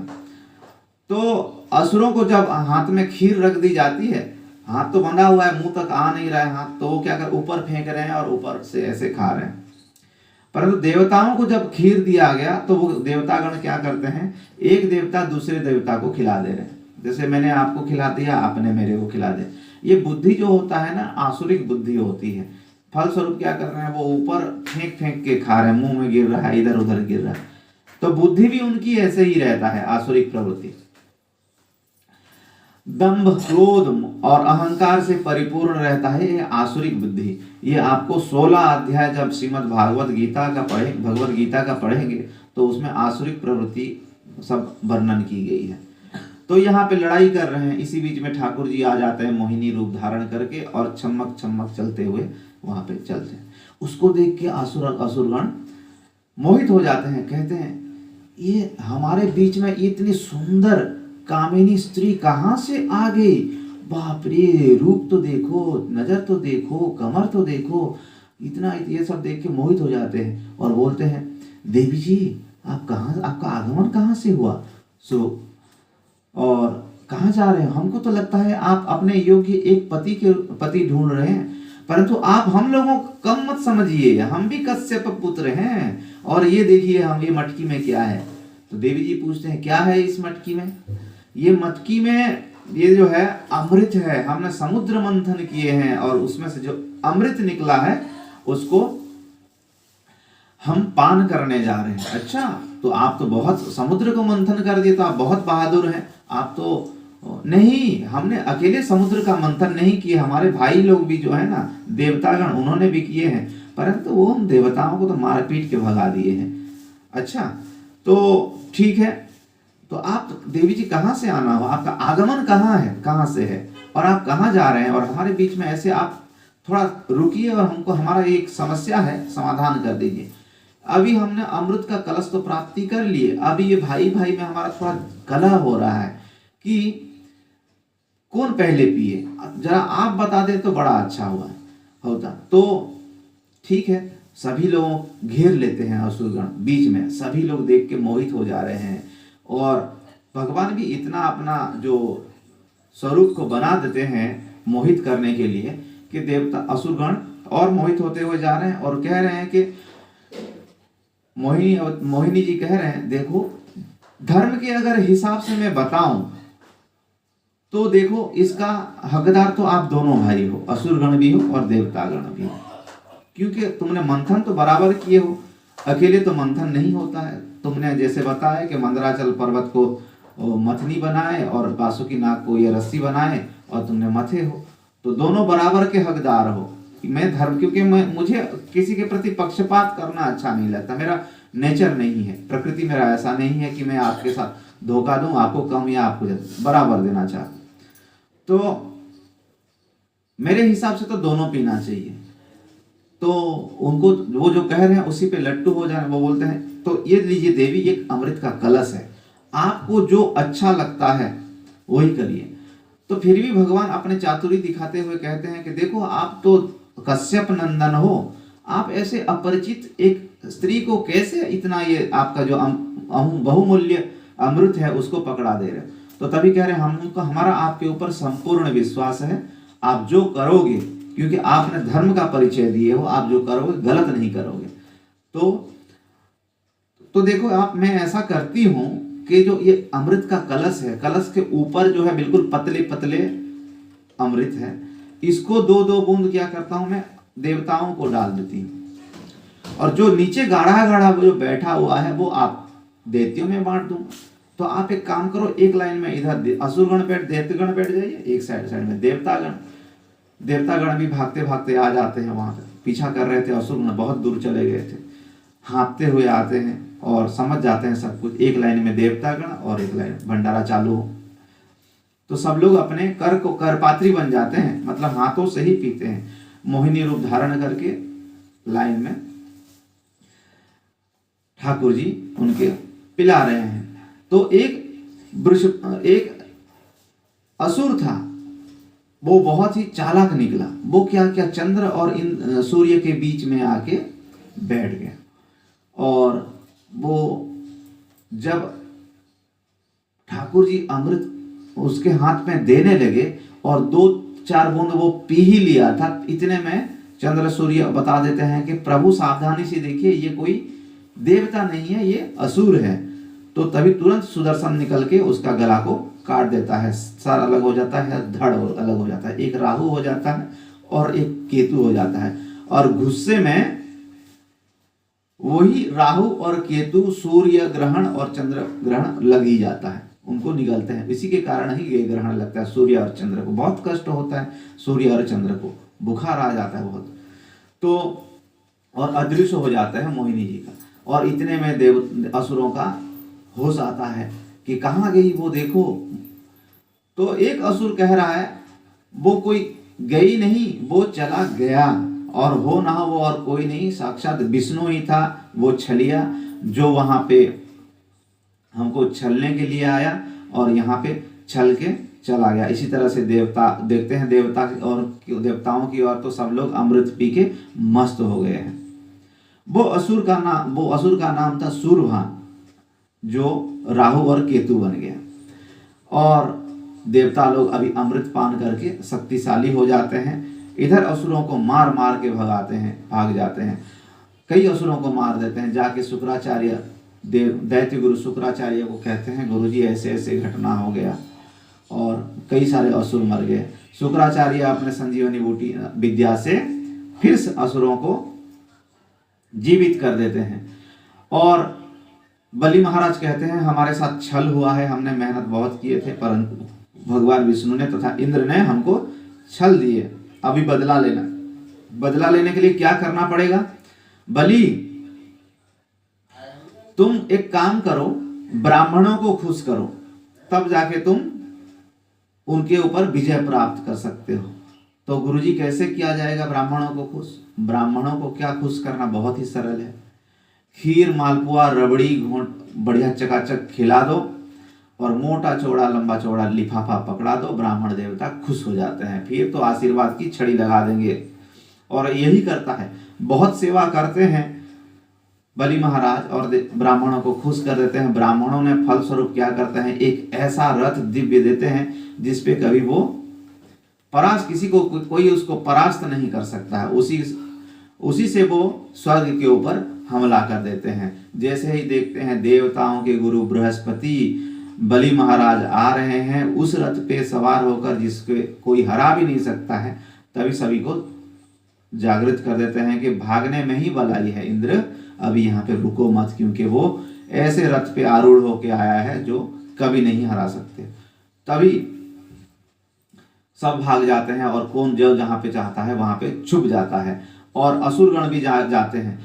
देवता लोग क्या होता है, गुफाओं में छुप जाते हैं, और असुर लोग गुफाओं के अंदर जाते नहीं है, क्योंकि उनके अंदर झुकने की आदत नहीं है। असुरों का प्रवृत्ति क्या है, झुकते नहीं है, अकड़ रहता है। इसीलिए जो अहंकारी व्यक्ति कभी झुक नहीं सकता है। झुकता तो वही है जिसमें जान होता है, अकड़ना तो मुर्दे का पहचान होता है।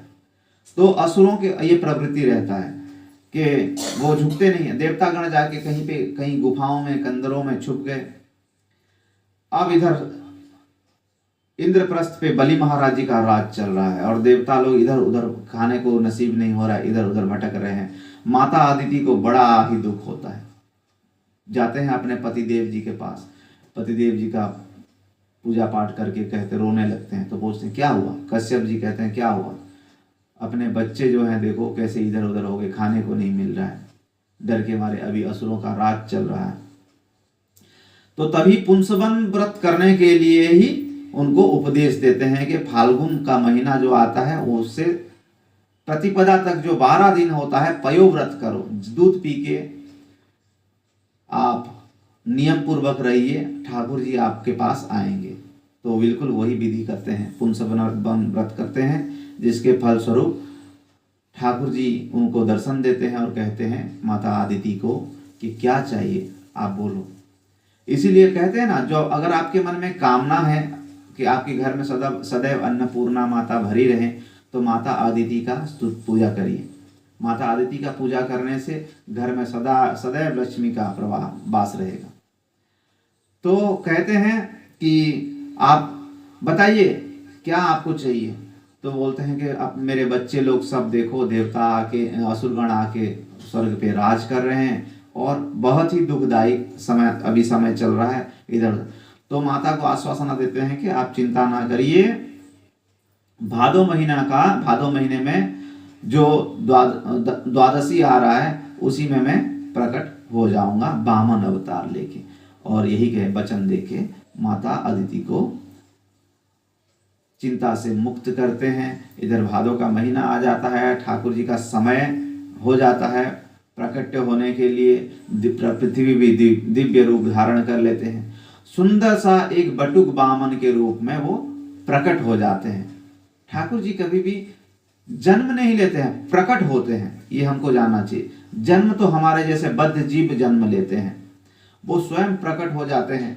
प्रकट होते ही सभी देवी देवताएं गण अपने अपने सामर्थ्य के हिसाब से वामन देव जी को एक उपहार देते हैं। कोई कमंडल दे रहा है, कोई आसन दे रहा है, कोई ग्रंथ दे रहा है, कोई खड़ाऊ दे रहा है, कोई छतरी दे रहा है। सभी देवी देवताएं ऐसे भेंट देते हैं। कोई जनेऊ दे रहा है, जाके देवगुरु बृहस्पति को प्रणाम करते हैं। देवगुरु बृहस्पति कहते हैं महाराज इतने में नहीं चलेगा, अभी जाइए और बलि से छल के त्रिभुवन का छल का वहां वापस लेके आइए और देवताओं को दीजिए। तो जो आज्ञा कह के वो वामन देव अपना खड़ाऊ चटकाते हुए चटक चटक वो निकल जाते हैं बलि महाराज जी के दरबार पे। बोलिए वामन देव भगवान की जय। जो प्रश्न सौनक आदि ऋषि ने कहे थे कि भगवान के कितने अवतार हुए, इसमें हम कई अवतारों के बारे में बता दिए। जो आज वामन जी का अवतार के बारे में बताए, उससे पहले मोहिनी अवतार बताए, उससे पहले नरसिंह अवतार बताए, आगे चल के और भी अवतार है। तो संपूर्ण जो भागवत है, ये जो 6 प्रश्न सौनक आदि ऋषियों का, उन्हीं का ही ये 6 प्रश्नों में संपूर्ण भागवत विराजमान है। ठाकुर जी का इतना सुंदर स्वरूप, और बलि महाराज स्वर्ग का राज सिंहासन पाने के बाद रोज कुछ ना कुछ दान दक्षिणा ब्राह्मणों को दे रहा है। अभी बटुक वामन जा रहे हैं, जो देखे एक बार देख के लट्टू हो जाए। देख ठाकुर जी स्वयं जा रहे हैं तो इसमें स्वाभाविक है, कोई संशय नहीं है। इतना दिव्य स्वरूप, छतरी, कमंडल और पोथी, खड़ाऊ, जनेऊ और इतना सुंदर चेहरे से तेज निकल रही है। उसको जैसे ही बलि महाराज जी के दरबार में प्रवेश करते हैं, बलि महाराज तो देख के ही पूरा मुग्ध हो जाते हैं। मेरा जीवन धन्य हो गया, भगवान आप आए, ब्राह्मण देवता जय हो आपकी। जब से आए बलि महाराज उनको देखे केवल बोल रहे हैं क्या चाहिए बोलिए बोलिए। तो ठाकुर जी भी अपना लीला रचाते हैं। जैसे नाम सुना था वैसे ही हो क्यों ना, प्रहलाद महाराज जी के पौत्र बिलोचन उनके ही खानदान से हो। तुम्हारे खानदान में तो बड़े बड़े सूरवीर उत्पन्न हुए हैं, हिरण्यकशिपु, हिरण्याक्ष, ये सब तुम्हारे खानदानी है तुम्हारा। तो तुम्हारे खानदानी के हिसाब से बिल्कुल जैसे सुना था वैसे ही, जब से आया हूं तुम बस बोल रहे हो मांगो ब्राह्मण देवता, मांगो मांगो, वही सुना था वही मैं आपको अभी देखने को पा रहा हूं। तो वामन देव जी भी कहते हैं देखो जब से आया हूं तुम बोल रहे हो कि मांगो मांगो, परंतु मैं भी एक संतोषी ब्राह्मण हूं, मुझे ज्यादा कुछ नहीं चाहिए। बस मैं तो इधर ही आ रहा था, सुना तुम्हारा यज्ञ अनुष्ठान चल रहा है और बहुत बड़ा दानी हो, तो मैं थोड़ा दर्शन करने आ गया था तुम्हारा। तो बोलते हैं बटू वामन जी आप चिंता ना करिए, आप निसंकोच होके बोलिए। आप ब्राह्मण, हम जानते हैं ब्राह्मण देवता शर्माएंगे नहीं, आप क्यों शर्मा रहे हो बताइए। तो बटू वामन जी कहते हैं देखो संतोषी ब्राह्मण का तेज सदैव बरकरार रहता है। अगर आपके मन में संतोष अगर है, जितना प्राप्त है उसको पर्याप्त मान के अगर आप चल रहे हो, तो आपका सदैव तेज जो है मुख पे प्रभा बनी रहेगी। और हर वक्त असंतोष रहेगा कि ये नहीं हुआ, वो नहीं है, और चाहिए, तो इससे तेज घट जाती है। तो मैं बिल्कुल संतोषी ब्राह्मण हूँ और मुझे ज्यादा कुछ नहीं चाहिए। बगल में बैठ खड़े थे शुक्राचार्य, दैत्यों के गुरु शुक्राचार्य। शुक्राचार्य कह रहे हैं कि इतने अष्टोत्तर मैंने कर दिया, इतने यज्ञ अनुष्ठान किया, ऐसा ब्राह्मण मैंने नहीं देखा जो खुद को इतना संतोषी बताए। ब्राह्मण कौन से संतोषी, जितना दो तो जितना आग में घी डालो उतना कम पड़ता है। तो ऐसा संतोषी ब्राह्मण मैंने कभी नहीं देखा। आंखें बंद करके ध्यान करके देखता कौन है ये ब्राह्मण, देख लेता है तो ये तो साक्षात विष्णु आ गया। और वो यहाँ पे क्यों आया? छलने के लिए आया। बलि को सावधान कर दे, बलि देखो गौर से कौन है। बलि कह रहा है कि बामन है। ना ये बामन है ना तिरपन है, ये भगवान विष्णु है, तुमको छलने के लिए आया है। वहां पे मोहिनी अवतार बना करके आया, अभी यहाँ पे तुमको बलि। तो द्वंद्व में आ गए। गुरु जी को देखते हैं, बामन को देखता है बलि, बलि इधर देखे उधर देखे। तो ठाकुर जी कहते हैं देखो भाई साहब, मुझे इतना कुछ मालूम नहीं है, तुमको अगर देना है तो रोक टोक दे दो, नहीं तो तुम गुरु चेला आपस में लड़ाई मत करो। गुरु गोविंद दोनों खड़े सामने, काके लागू पान।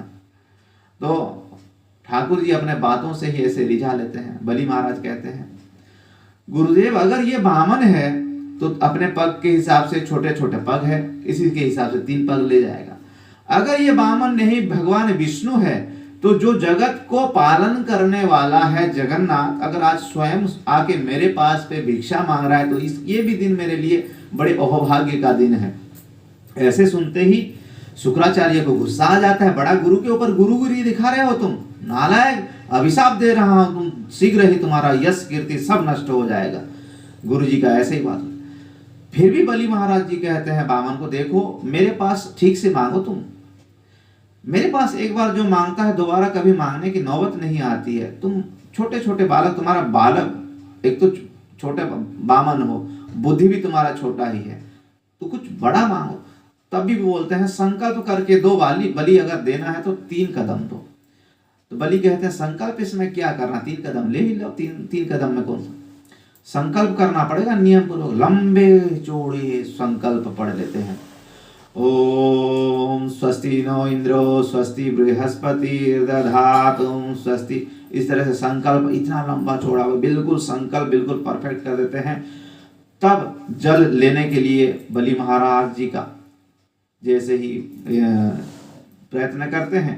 कई कई जगह पे ऐसे वर्णन आता है, शास्त्र में तो ऐसे वर्णन नहीं आता कि बहुत छिद्र में ही शुक्राचार्य जी घुस गए थे।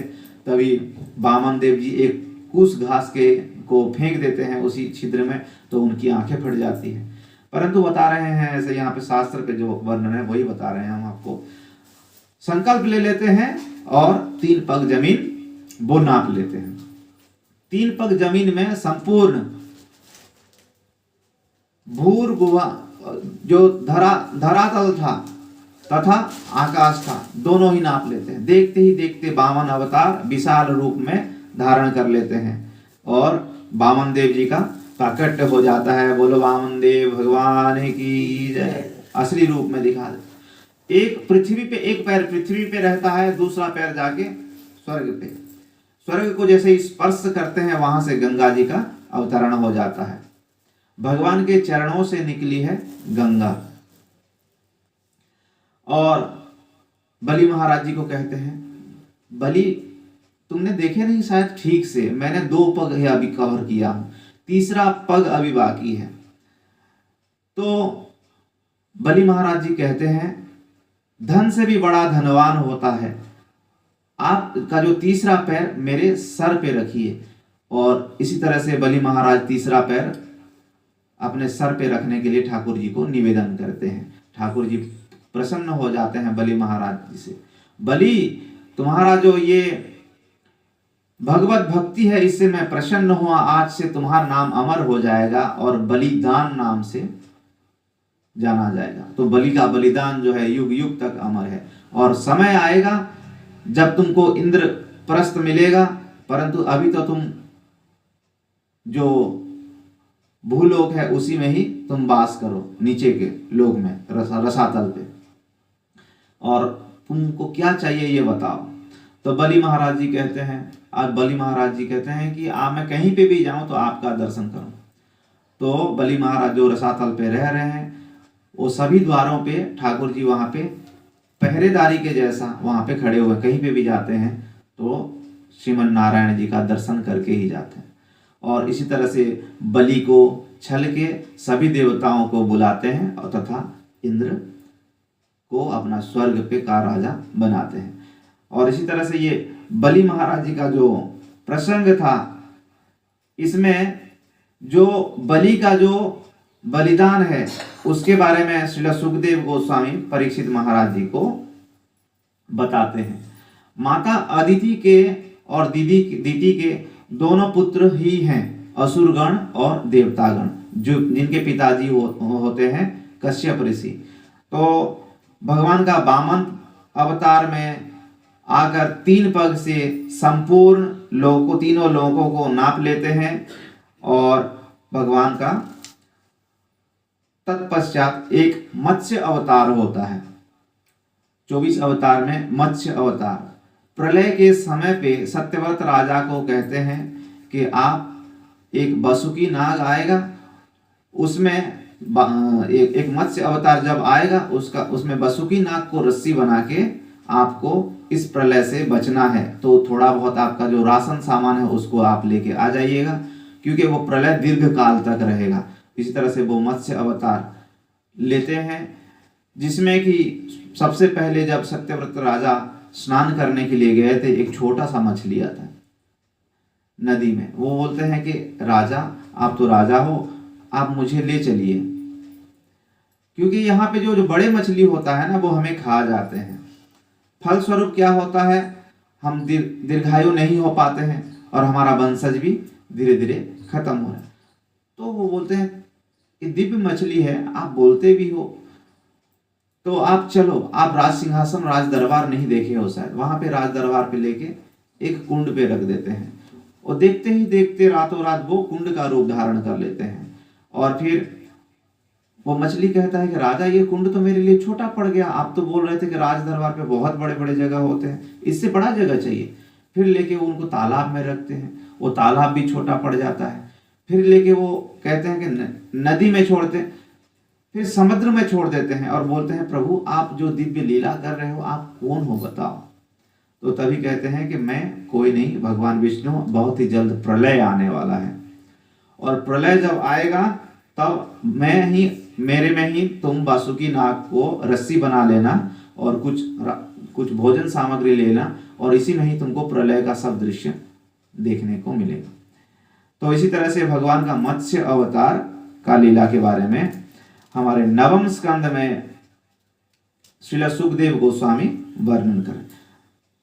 8वें स्कंद का ये लास्ट था। अभी हम 9वें स्कंद में प्रवेश करेंगे। 9वें स्कंद का जो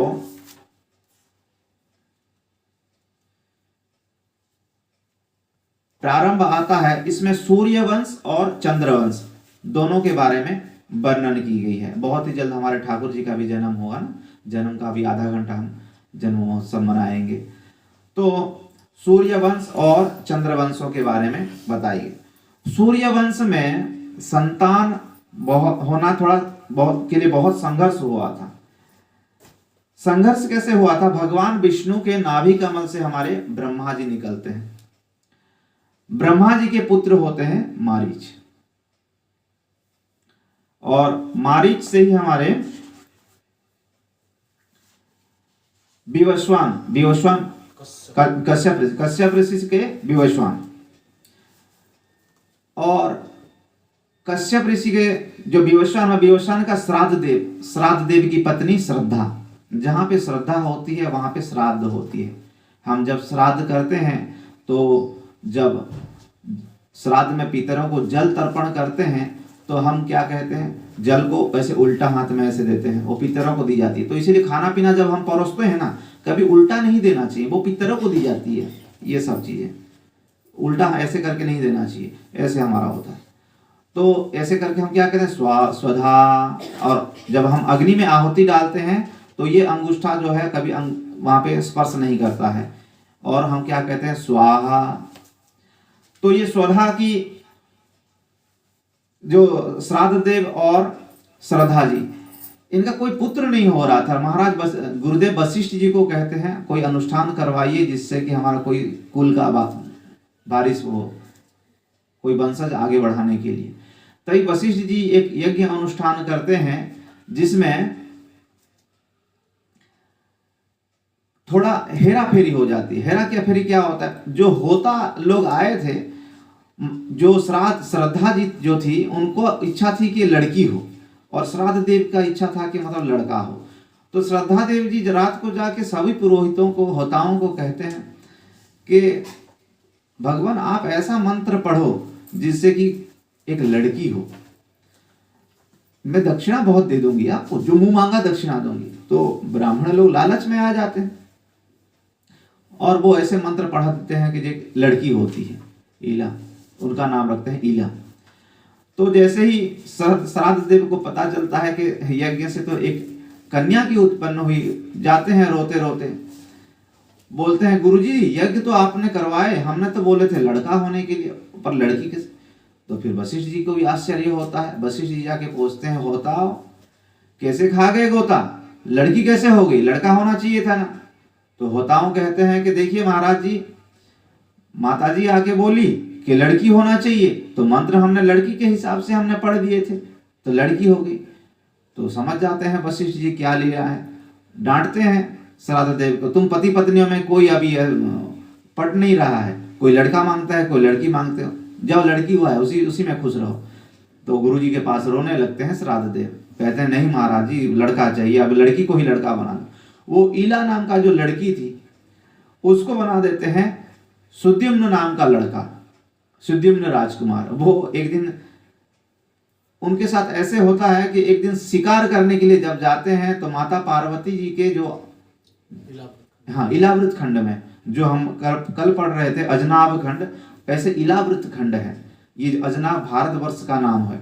तो इलावृत खंड में जब जाते हैं तो वहां पे एक माता पार्वती स्नान कर रहे थे, तो वहां पे पहुंच जाते, देखते ही उनको संकुचित होता है, तो महादेव जी से कहते हैं कि आप कुछ ऐसा करिए यहाँ पे कोई पुरुष का प्रवेश ना हो।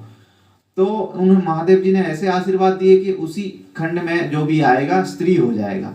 तो ये सुद्युम्न वहां पे शिकार करते करते गया था, वो भी लड़की बन गया। तो लड़की बन गया, अभी ढूंढते हैं कि मतलब कहाँ गया वो, अब वापस नहीं आया। फिर गुरुजी उसको लड़का बनाते हैं, बाहर आता है तो लड़की। तो प्रजाओं का उसके प्रति थोड़ा श्रद्धा ज्यादा नहीं रहता है। तो श्राद्ध देव और श्रद्धा से फिर और 10 पुत्रों का उत्पन्न होता है, जिसमें कि इक्ष्वाकु, नृग, सरयाति, कवि, नरिष्यंत इत्यादि। इनमें से जो राजा नृग का जीवन चरित्र भी आगे हम पढ़ेंगे, बहुत ही सुंदर।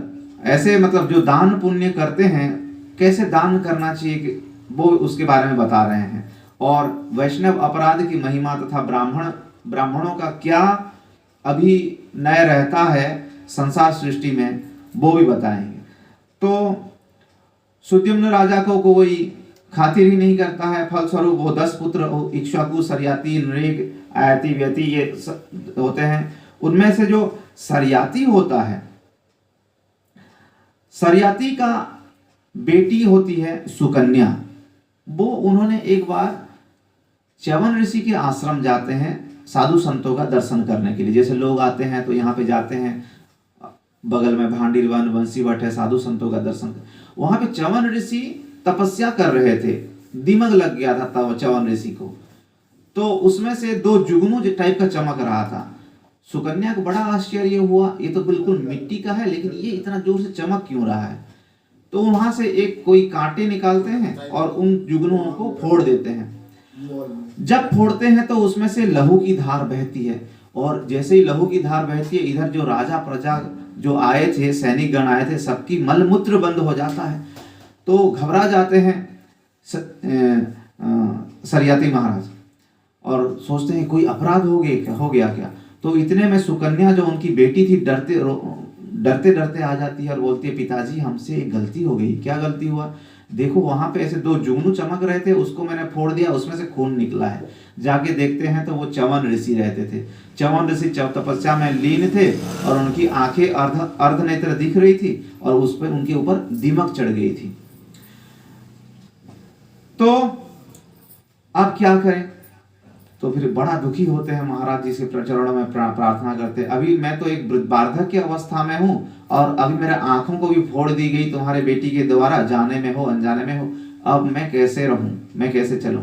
तभी शययाति महाराज कहते हैं कि ये मेरा जो बेटी सुकन्या है, इससे आपका विवाह करवा देता हूं, यही आपका सेवा करेंगे। तब वो उनसे विवाह कर लेते हैं। एक दिन ध्यान जब टूटती है, देखते हैं कि मैं तो एक वार्धक्य अवस्था में हूं और ये देखो ये नवविवाहित सुकन्या जो कि मतलब इतनी सुंदर है और मेरा शरीर भी देखो वार्धक्य अवस्था को प्राप्त कर गया है। तो उन्होंने क्या करते हैं, अश्विनी कुमार को आह्वान करते हैं और ऐसे जड़ी बूटी उनसे लेते हैं कि च्यवन ऋषि फिर से जवान हो जाते हैं। और एक दिन जब राजा शययाति आते हैं, देखते हैं कि अपनी बेटी सुकन्या एक जवान लड़का के साथ बैठा हुआ है। वो गाली देते हैं, मुझे मालूम था तुम च्यवन ऋषि को हत्या कर दिए होगे और तुम अभी किसी और के साथ घर बसा रही हो। और बहुत ऐसे मन में उनके शंका आती है, तो गाली देते हैं कि तब बोलते हैं पिताजी ऐसा कुछ भी नहीं है, यही आपके दामाद हैं। और अपना परिचय देते हैं कि ये अश्विनी कुमारों के दिए हुए जड़ी बूटियों से अपना शरीर को जवान बना लिए और च्यवन ऋषि इसी तरह जवान। और इसी वंशज में जो अपना जो शययाति जी के वंश में फिर आगे चल के नभग हुए। नभग के वंशज में आते हैं नाभाग। नाभाग के पुत्र हुए अम्बरीश महाराज। अम्बरीश महाराज जिसको हमारे मथुरा में भी अम्बरीश टीला है, कोई अगर जाएंगे। अम्बरीश महाराज एक आदर्श गृहस्थ थे।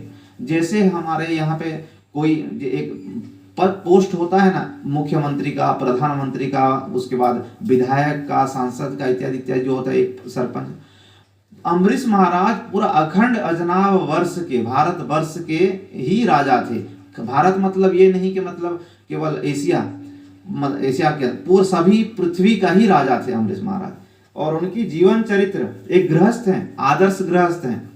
उनके जीवन चरित्र में बता रहे हैं कि सवै मन कृष्ण पदार विंदयो, सदैव मन को कहां पे लगा रखे थे? कृष्ण के चरणों में। वाचांसी वैकुंठ गुणानुवर्ण्य, और वचनों से क्या करते थे? ठाकुर जी के गुणगान करते थे। करोड़ हरिर मंदिर मार्जनादिश, वो चाहते तो हजारों नौकर लगा सकते थे, परंतु नहीं, ठाकुर जी की सेवा तो स्वयं अपने हाथों से ही करते थे।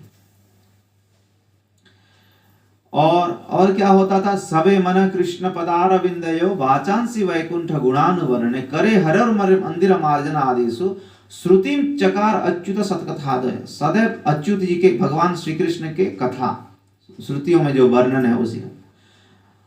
और पैरों से कैसे सेवा करते? पादो हरे क्षेत्रन, हरि हरि क्षेत्र मतलब जितने भी तीर्थ स्थान है, सभी तीर्थ स्थानों से चल के जाते थे। कोई मतलब साधन से नहीं जाते थे तीर्थ को। इसी तीर्थ की महिमा तब होती है जब हम चल के जाएं। लेकिन आज तो चाहते हैं कि हम बिहारी जी के अंदर तक गाड़ी घुस जाए, तो फिर बिहारी जी क्या सोचेंगे? बालक थोड़ा चल ले, हाथ पैर मिला है। ये तीर्थों का ये महिमा होती है, इसीलिए तीर्थ करना चाहिए कुमार अवस्था में, छोटे से उम्र से ही करना चाहिए। वार्धक्य जब हो जाएगा तो हम थोड़ी ना बद्रीनाथ में चल पाएंगे, वहां पे तो ऐसे ही ऑक्सीजन लेवल कम है, थोड़ा सा चलने से फिर सांस फूलने लगती है। और भगवान का ये जो 5 इंद्रियों को ठाकुर जी के सेवा में, जैसे आंखों से भगवान को निहारना, कानों से ठाकुर जी का श्रवण करना, जीवा से ठाकुर जी को अर्पित किया गया भोग का आनंद लेना, त्वचा से साधु संतों की संग करना, तथा नाक से ठाकुर जी को जो अर्पित तुलसी दल है उसका रसास्वादन करना, सभी इंद्रियों को ये हमारे अम्बरीश महाराज एक दिन एकादशी की महिमा वर्णन करते हुए श्रील सुखदेव गोस्वामी बोल रहे हैं। एकादशी का दिन था, एकादशी के बाद द्वादशी आता है, जो अगले दिन एक निर्दिष्ट समय होता है, उसी समय के अंदर आपको व्रत तोड़ने के लिए कुछ अन्न ग्रहण करना पड़ता है। जैसे हम लोग लेते हैं जगन्नाथपुरी का निर्माल्य, कुछ भी भोग लगा के अन्न एकादशी के दिन, लेकिन अन्न नहीं पाते हैं। परंतु दुर्वासा ऋषि को उनका परीक्षा लेना था तथा एकादशी की महिमा बढ़ानी थी। यह है अम्बरीश महाराज एक गृहस्थ हैं और ये एक ऋषि, दुर्वासा ऋषि मतलब वहां पे नाम चलती थी, जिनका सिक्का चल रहा है। उनका जो क्रोध का मतलब सीमा नहीं है, अगर गुस्से में आ जाएंगे तुरंत अभिशाप दे देंगे।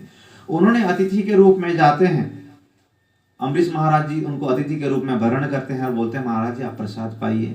तो बोलते हैं थोड़ा सा हम यमुना स्नान करके आते हैं, यमुना और फिर हम प्रसाद पाएंगे। अम्बरीश महाराज सब रेडी करके रखते, ठीक है महाराज जी आपकी जैसी इच्छा। और यमुना जी में डुबकी लगाते हैं, डुबकी लगा के अंदर से ही देख रहे हैं कि अम्बरीश क्या कर रहा है।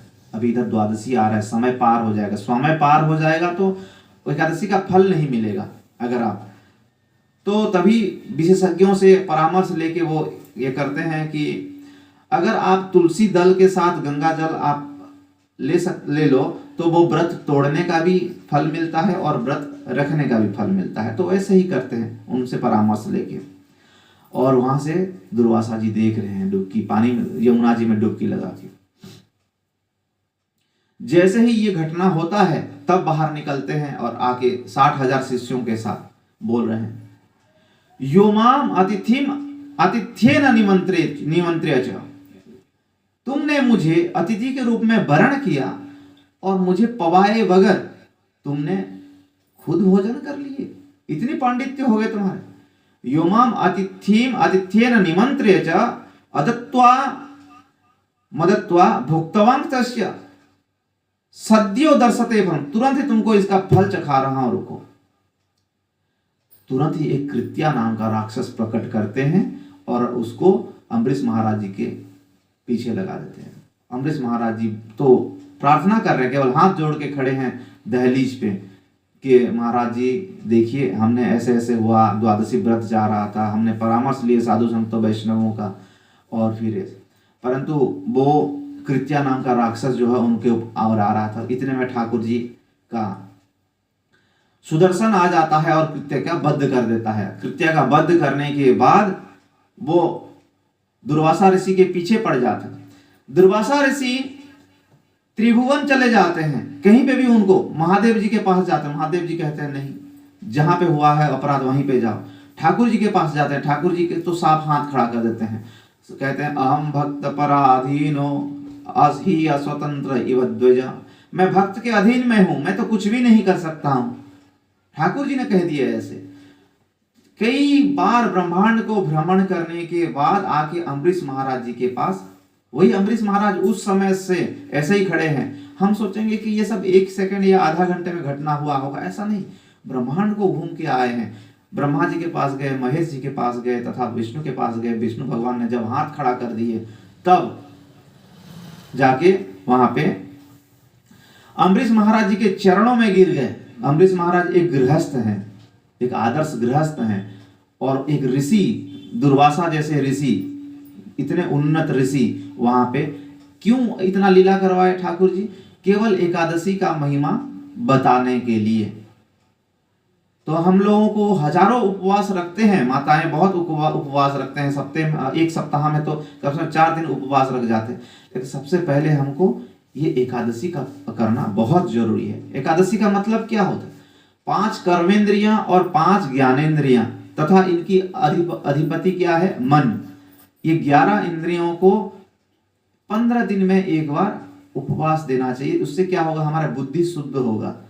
क्योंकि हम ये 15 दिन इतने खाते रहते हैं कि मतलब शरीर को फुर्सत भी नहीं। वैज्ञानिक के हिसाब से देखा जाए तो थोड़ा सा 1 सप्ताह में एक बार तो शरीर को रेस्ट देना चाहिए, क्योंकि ये मशीन जो चल रही है इसको थोड़ा रेस्ट भी देना चाहिए, ताकि हमारा डाइजेस्टिव सिस्टम भी बराबर बनी रहे। और अपना व्रत करने से क्या फायदा होता है? मनोबल बहुत दृढ़ होता है। आप अगर व्रत करेंगे, जो व्रत करते हैं माताएं, कुछ अगर धारणा कर लेंगे, ध्यान कर लेंगे कि हमको ये करना है, मतलब करके ही रहेंगे। इसीलिए यहाँ पे अम्बरीश महाराज जी का जो एकादशी और द्वादशी का जो लीला हुआ, इसी के माध्यम से बता रहे हैं कि एकादशी कितनी बड़ी चीज है। ये एकादशी को भी ठाकुर जी ने ही सृष्टि किए हैं, एक असुर का वध करने के लिए। तो अम्बरीश महाराज जी से माफी मांगते हैं, तो अम्बरीश महाराज उनको उठा के गले से लगाते हैं, प्रभु ऐसा अनर्थ मत करिए, गंगा उल्टा मत बहाए, आप ऋषि हो, संत हो, सन्यासी हो और मैं एक गृहस्थ हूँ, मैं आपको प्रणाम करना चाहिए, आप हमें प्रणाम करेंगे तो कैसे चलेगा।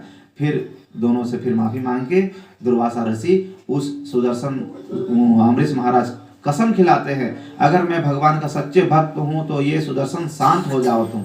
तब जाके सुदर्शन शांत होते हैं और दुर्वासा जी का दुख निवृत्ति होता है। फिर अम्बरीश महाराज जी के बाद आते हैं उनके वश में मांधाता सत्यव्रत, फिर राजा हरिश्चंद्र आते हैं इस वंश में। हरिश्चंद्र जी के जीवन में बहुत दानवीर हरिश्चंद्र सपने में ही उनको बोलते हैं कि तुम अपना पुत्र को हमको भेंट चढ़ा दो, तो इसी के कारण ही राजा हरिश्चंद्र अपना सब कुछ त्याग देते हैं, एक दिन अपना सब कुछ दाव पे लगाते हैं, और वो कोई नहीं धर्मराज ही आके उनको सपने में बताए थे, और नाम पड़ जाता है उनका राजा हरिश्चंद्र। आज भी हरिश्चंद्र जी का घाट है हमारे वाराणसी में, वहां पे मणिकर्णिका का भी घाट है। धर्म को साक्षी रखते हुए उन्होंने सब कुछ दाव पे लगा दिए थे। उनके पुत्र हुए रोहित के बाद बाहुत के बाद सगर, इनके दो पत्नियां रहे। सगर जी के एक पत्नी से 60,000 पुत्र उत्पन्न होते हैं, दूसरे से एक पुत्र। 60,000 पुत्रों ने कपिल देव जी के चरणों में अपराध करने के कारण भस्म हो जाते हैं, और उनका उद्धार करने के लिए सगर जी के बाद असमंजस आते हैं, असमंजस का अंशुमान का दिलीप के बाद भगीरथ। कितने पीढ़ी बीत जाता है अपराध करने से ठाकुर जी के, और ठाकुर जी के चरणों में अपराध करो तो वो तो थोड़ा बच भी जाओ, ठाकुर जी के भक्तों के चरणों में अपराध कर दिए तो वो ठाकुर जी तो बर्दाश्त ही नहीं करते हैं। जो बता रहे हैं, अहम भक्त पराधीनो ही अस्वतंत्र इव द्विज साधुर अभिग्रस्त हृदयो भक्तिर भक्ता जन प्रिय। और भगीरथ जी जब आए तो गंगा जी को प्रसन्न करके लेके जा रहे थे, रास्ते में जमनु ऋषि मिलते हैं, उन्होंने गंगा जी को देख के आचमन कर लेते हैं। ऐसे ऐसे ऋषि हैं जो समुद्र को मतलब आचमन कर लेते हैं, गंगा जी को आचमन कर लेते हैं। देखते हैं पीछे के कुछ नहीं आ रहा है, गंगा जी आ ही नहीं रहे, धूल मिट्टी उड़ रही है। तो जमनु ऋषि से पूछते हैं कि महाराज गंगा जी आ रहे थे, कहाँ गए? तो गंगा जी आ रहे थे, उनको तो मैंने आचमन ही कर लिया महाराज जी, वो बड़े काम से लेके जा रहे थे, मैं हमारे पूर्वज 60,000 अभी ऐसे ही पड़े हुए हैं उनको। तो फिर उन्होंने कान से निकाल देते हैं, जनु ऋषि ने कान से। इसीलिए जब हमारे शौच आदि क्रीड़ा में जाते हैं तो हम कान में जनेऊ धारण करते हैं, क्योंकि गंगा जी का वास होता है, अपवित्र नहीं होता है जनेऊ हमारी, नहीं तो अपवित्र हो जाएगा, फिर हम पूजा पाठ में बैठ नहीं पाएंगे। हनुमान जी का जनेऊ आप सुने होंगे, कांधे मूंज जनेऊ साजे, कांधे में क्या मूंज की जनेऊ धारण करते हैं, वो अपवित्र नहीं होता है। मूंज का जनेऊ पहन के आप किसी लाश को उठा के आप शमशान भी चले जाइए, आप स्नान करके केवल आ जाओ, कोई ये करने की आवश्यकता ही नहीं। तत्पश्चात वो जब गंगा जी जाके अपने जो 60,000 जो उनके पूर्वज रहते थे उनके अस्थि को जब स्पर्श करते ही दिव्य स्वरूप धारण करके उनका मुक्ति हो जाता है। जब गंगा जी प्रकट होने से पहले भगीरथ को बोलते हैं, बेटा भगीरथ मैं तो आ जाऊं नीचे, परंतु इतने बेग से मैं आऊंगा उसको धारण कौन करेगा? कोपि धार्यता माम बेगम पतंत्या महितले अन्यथा भूतलम भित्वा। अगर नहीं कोई धारणा नहीं कर पाया तो मैं भूतल में चला जाऊं, असुर लोक में चला जाऊंगा, वहां के लोग सब उद्धार हो जाएंगे। तभी महादेव जी धारण करते हैं अपनी जटाओं से गंगा निकली। और हम तो केवल एक गंगा जानते हैं, महादेव जी की जटाएं बिखरे हुए हैं, अनंत गंगाएं प्रवाह हो रही है, जिसमें कि एक गंगा हमको वहां से गंगोत्री से निकली हुई है, वो हमको दिखाई देता है। ये केवल सूक्ष्म मात्र ही है। फिर भगीरथ जी के बाद उनके बाद आते हैं खटवांग राजा, एक धर्मात्मा थे, जो कि जब पता चलता है कि कुछ ही समय बचा है मेरे जीवन के अवधि का, तब वो तुरंत ही सब कुछ छोड़ छाड़ के ठाकुर जी के शरणों में चले जाते हैं। ये सुनने में बड़ा अच्छा लगता है, लेकिन करने में बड़ा उतना ही कठिन है। जैसे एक बालक होता है, 1 साल पढ़ाई करता है केवल 1 घंटे के लिए, क्योंकि वो एग्जाम देना है, पेपर देना है 1 घंटा के लिए। लोग कहते हैं ना, एक शुद्ध नाम के में इतना शक्ति है कि तुम्हारे पहाड़ों जैसे, पर्वतों जैसे पाप टल जाएंगे, परंतु उसके लिए जीवन भर प्रिपेयर करना पड़ता है। उसी वो बालक जो मतलब सुबह से शाम तक लगा रहता है, ट्यूशन जाता है, स्कूल से जाता है, घर में आके अध्ययन करता है। क्यों? 1 घंटे के लिए, जो पेपर के लिए। तो इसी तरह से खटवांग राजा अपने संपूर्ण जीवन तैयारी करके रखे थे। आदर्श पुरुष थे, धर्मात्मा थे। इसी के कारण तुरंत ही, सुनते ही 2 मुहूर्त में खटवांग नाम राजसी ज्ञातवैतम मिहायुषा मुहूर्तात अपि सर्वम उत्सृज्यम। एक मुहूर्त में सारे सब कुछ सौंप के ठाकुर जी के चरणों में होके अभय पद को प्राप्त करते हैं। फिर इनके पुत्र होते हैं दिलीप, दिलीप के रघु, रघु के अज, और अज के पुत्र होते हैं महाराज दशरथ, जिनके 3 रानियां होती हैं, कौशल्या, कैकेयी और सुमित्रा। कौशल्या माता, कैकेयी माता और सुमित्रा, इनके 4 पुत्र होते हैं, भरत, राम, लक्ष्मण, भरत और शत्रुघ्न। भगवान श्री रामचंद्र का यहाँ पे आगमन के बारे में श्रील सुखदेव गोस्वामी बताते हैं। बोलो भगवान श्री रामचंद्र की। ये रामचंद्र भगवान हमारे मर्यादा पुरुषोत्तम है। वो अपने जीवन, रामचरित्र परम पवित्र, और कृष्ण चरित्र क्या पवित्र नहीं, अपवित्र है क्या? महाविचित्र है ये कृष्ण का चरित्र। राम जी का चरित्र परम पवित्र, बहुत सीधे साधे, लेकिन कृष्ण का चरित्र 3 जगह से टेढ़ा है। उसको, उसका लीला समझ में नहीं आता है। कपड़ा चोरी कर लेता है और बोलता है कि कपड़ा चोरी करना अच्छी बात है क्या? कोई लड़कियां नहा रही हैं तो नहा के वो वहां पे शिक्षा क्या दे रहे हैं? वरुण देव का वास होता है, कभी भी स्नान आदि क्रिया नग्न अवस्था में नहीं करना चाहिए। तो उनका समझाने का वो तरीका जो है महाविचित्र है। और इसी तरह से भगवान श्री राम जी का जन्म होता है दशरथ जी के आंगन में।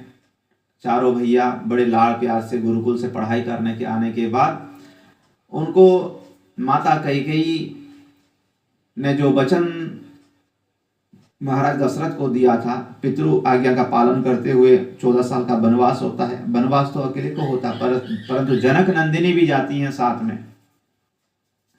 वनवास होता है, वहां पे रावण जो महादेव जी का शिष्य है, ज्ञानी तो परम है परंतु दुर्बुद्धि दुरात्मा, वो माता सीता का अपहरण कर लेता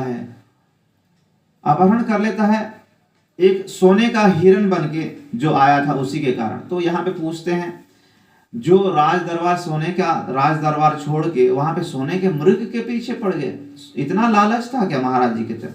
नहीं, सती जी ने, माता सीता ने कभी कुछ नहीं मांगा था, तो वो ही एक मांगे थे। तो अपने प्रिया को खुश करने के लिए ही ये सब लीला रचाया गया था तथा रावण का उद्धार भी करना था। भरत जी का जीवन चरित्र परम पवित्र, कल भी हमने बताए थे, भरत जैसा भाई कोई नहीं हो सकते। जब से ठाकुर जी गए तब वो नंदीग्राम में वास कर रहे हैं, जमीन पे भी नहीं रह रहे हैं, जमीन को खुदाई करके नीचे रह रहे हैं। भरत जी का जीवन चरित्र के बारे में तुलसीदास जी कह रहे हैं, कोई भी इनको रामचरितमानस में श्रवण करे अवश्य ही उनके जो भरत जी का जो भक्ति है स्वयं उनके हृदय में प्रकट हो जाएगा। ऐसे भाई हैं। लक्ष्मण जी साथ में रहे वनवास के समय पे और पग पग साथ दिए। जितने दिन वनवास हुआ भोजन त्याग दिए, सदैव उनकी सेवा में रहे। अनंत शेष का अवतार है लक्ष्मण जी। लक्ष्मण जी इधर छोटे भाई होके यहाँ पे जन्म लिए हैं। राम जी जो कहते थे वो शिरोधार्य होता है। और फिर अंत में रावण का वध करते हैं। हनुमान जी का सेना जाता है, सुग्रीव साथ में रहते हैं और वध करके वापस आते हैं। और इसी तरह से संक्षेप में ही सुखदेव गोस्वामी राम जी का चरित्र बता दिए। बोल रहे हैं परीक्षित, अगर इसको मैं विस्तार रूप में अगर मैं तुमको भगवान श्री रामचंद्र को बताऊं तो कितने समय बीत जाएगा, तुम्हारे पास केवल 7 दिन का अवधि है। अब मैं तुमको सुना रहा हूं वो पावन चरित्र चंद्रवंश का जिसमें तुम्हारा भी उत्पन्न हुआ है। भगवान विष्णु के नाभि कमल से ब्रह्मा जी का प्रकट होता है, ब्रह्मा जी के नेत्रों से अत्रि ऋषि का, और अत्रि जी से चंद्रमा। इसीलिए कहा जाता है ना, नहीं, अत्रि जी का मन से चंद्रमा मनसो जातः। इस जब स्वस्तिवाचक हम पढ़ते हैं तो चंद्रमा मन, अत्रि जी के मन से चंद्रमा का, तथा चंद्रमा से बुध, और बुध से पुरुरवा। पुरुरवा बहुत ही प्रभावशाली व्यक्तित्व थे, जिसके बारे में जब एक बार देवर्षि नारद जी स्वर्ग में चर्चा करते हैं तब उर्वशी के मन में काम वासना उत्पन्न होता है। उसके मिलने के लिए वो मर्त्य पे आ जाते हैं और वो उनके साथ दिव्य समय तक विहार करते हैं। फलस्वरूप उनका 6 पुत्र होते हैं, आयु, श्रुतायु, सत्यायु, रय, जय, विजय। इन्हीं के वंशज में आते हैं महाराजा नहुस। नहुस के भी 6 पुत्र होते हैं, यति, ययाति, आयति, व्ययति, संयति। जो ययाति महाराज इसमें से होते हैं ये शुक्राचार्य के बेटी से भी विवाह करते हैं तथा शुक्राचार्य जी के जो गुरु जो राजा रहता है उसी के बेटी से भी देवयानी और शर्मिष्ठा दोनों से विवाह करते हैं और 5 पुत्र का उत्पन्न होता है। ये घटना के बारे में बता रहे हैं श्री सुखदेव गोस्वामी। एक दिन की घटना है, देवयानी और शर्मिष्ठा दोनों मित्र थे। देवयानी जो थी वो शुक्राचार्य की बेटी और राजा का बेटी थी शर्मिष्ठा। दोनों स्नान करने के लिए जाते हैं। जल क्रीड़ा के समय पे जल क्रीड़ा से पहले वस्त्र ऊपर रख देते हैं। उसी बीच में जब जल क्रीड़ा हो रही है, महादेव पार्वती दोनों वहां से जब गुजरते हैं उनको थोड़ा संकोच होता है। फलस्वरूप क्या होता है, जल्दी जल्दी में शर्मिष्ठा देवयानी की कपड़ा पहन लेती है। इतने में क्रोधित हो जाते हैं और कहते हैं देखो तो सही इस शर्मिष्ठा को, मेरा वस्त्र पहन लिया। जैसे मानो कोई कुत्ता अगर घी को चाट लेता है तो कभी वो घी कभी हवन में नहीं जाती है। तो ये सुन के, ये कटु वचन सुनने के बाद शर्मिष्ठा भी, क्योंकि राजा की बेटी थी शर्मिष्ठा, वो क्यों डरे, उसने भी 2-4 खरी खोटी सुने। तुम और तुम्हारे पिताजी तो हमारे घर में बिल्कुल कुत्ते जैसे ही हमारे चौखट पे खड़े रहते हो, कब हमारे घर से कुछ अनाज मिले तो तुम्हारा गुजारा चले, ऐसे ही बोलते हैं और झगड़ा हो जाती है। शर्मिष्ठा ने देवयानी को धक्का मार देती है। फलस्वरूप वो कुएं में गिर जाती है। ययाति महाराज उधर शिकार करने के लिए गए थे। शिकार करते हुए जब आते हैं वहां पे आवाज सुनते हैं कि वहां कुएं से कोई आवाज दे रहा है। सूखा कुआं था, बहुत ही गंभीर चोट लगता है देवयानी को। वो निकालते हैं उसको, निर्वस्त्र थी, उसको हाथ पकड़ने के कारण तभी से वो सौंप रखी थी अपने आप को कि महाराज आपने हमारे हाथ पकड़ लिए हो तो हमेशा के लिए पकड़ लीजिए, छोड़िएगा मत। तो सब वृत्तांत बता देते हैं। और शुक्राचार्य जब घर जाती है देवयानी तो बता देती है अपने पिताजी को, ऐसे ऐसे शर्मिष्ठा ने बोली है, हम यहाँ पे नहीं रहेंगे। तो गुरुजी जाके राजा को बताते हैं शर्मिष्ठा ने ऐसे ऐसे बोली है कि हम तुम्हारे घर पे ऐसे ही पड़े रहते हैं अनाज खाने के लिए, तो अभी हम तुम्हारा राज दरबार त्याग रहे हैं।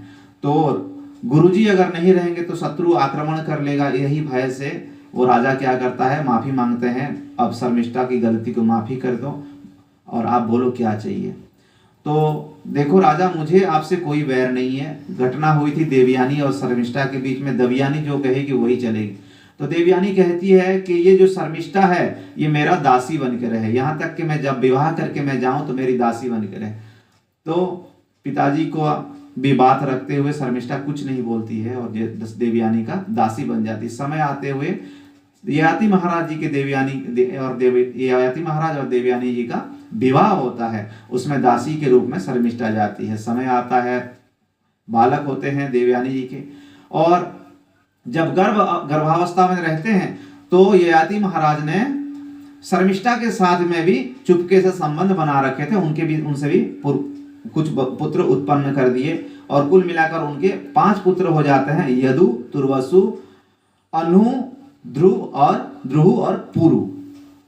तो जैसे ही ये देवयानी को पता चलता है कि ये शर्मिष्ठा भी गर्भ धारण कर रखी है मेरे पति से, तो चली जाती है रूठ के अपने पिताजी के पास। शुक्राचार्य जी को जब पता चलता है कि मेरी बेटी के साथ इसने धोखा दिया है तो अभिशाप देते हैं कि तुम्हारा ये जवानी के में उन्मत्त हो के तुम बहुत ये अत्याचार कर रहे हो, मनमानी कर रहे हो, जाओ तुम बुढ़ापा आ जाए। तो माफी मांगते हैं। तो फिर माफी मांगते हैं, शुक्राचार्य ये कहते हैं अगर तुम्हारे 5 पुत्र हैं उनमें से कोई अगर अपना जवानी दे देता है तो तुम्हारा जवानी वापस आ जाएगी। आके अपने 5 पुत्रों को बिठा के बोलते हैं कि आप लोग अपने जवानी दे दीजिए। कोई तैयार नहीं होता, बोलते हैं भैया अभी हम ना तो हमारा तो अभी कुछ जवानी आया ही नहीं है, अभी तो हम छोटे बच्चे हैं, अब हम कोई नहीं देंगे। परंतु उसमें जो छोटा बच्चा रहता है पुरु, पुरु कहता है पिताजी आप हमारे जवानी ले सकते हैं। तो जवानी को दान में दे देते हैं। वो बोलते हैं कि ये शरीर जो मिला है माता पिता का ही देन है, अगर इस शरीर से पिताजी अगर आप मांग रहे हो हमारे जवानी तो ले लीजिए।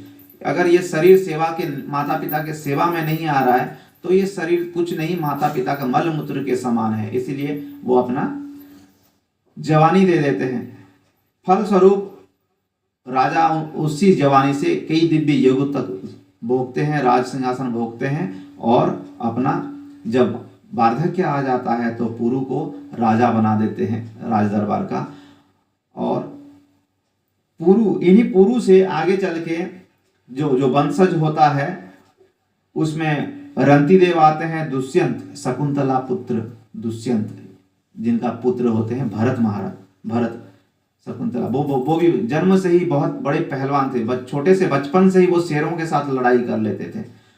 और उनके पुत्र होते हैं पांडु, जहां से परीक्षित तुम्हारा भी उत्पन्न हुआ है, ये सुन के बड़ा ही खुश होते हैं।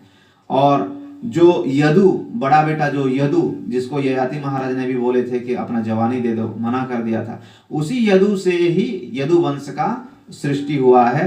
यदु से अजमेर, देवमेर, राजा सूरसेन और अनकधुंदुवी, यही अनकधुंदुवी आगे चल के वसुदेव जी के रूप में परिणत होते हैं। इसी तरह से शॉर्टकट में जब परीक्षित महाराज जी को बता रहे थे सुखदेव गोस्वामी, तो परीक्षित महाराज कह रहे हैं नहीं नहीं महाराज, आपने सूर्य वंश को शॉर्टकट में बता दिए, 2 शब्दों में भगवान रामचंद्र के आज एक विवाह भी करवा के उनका राज्याभिषेक कर दिए।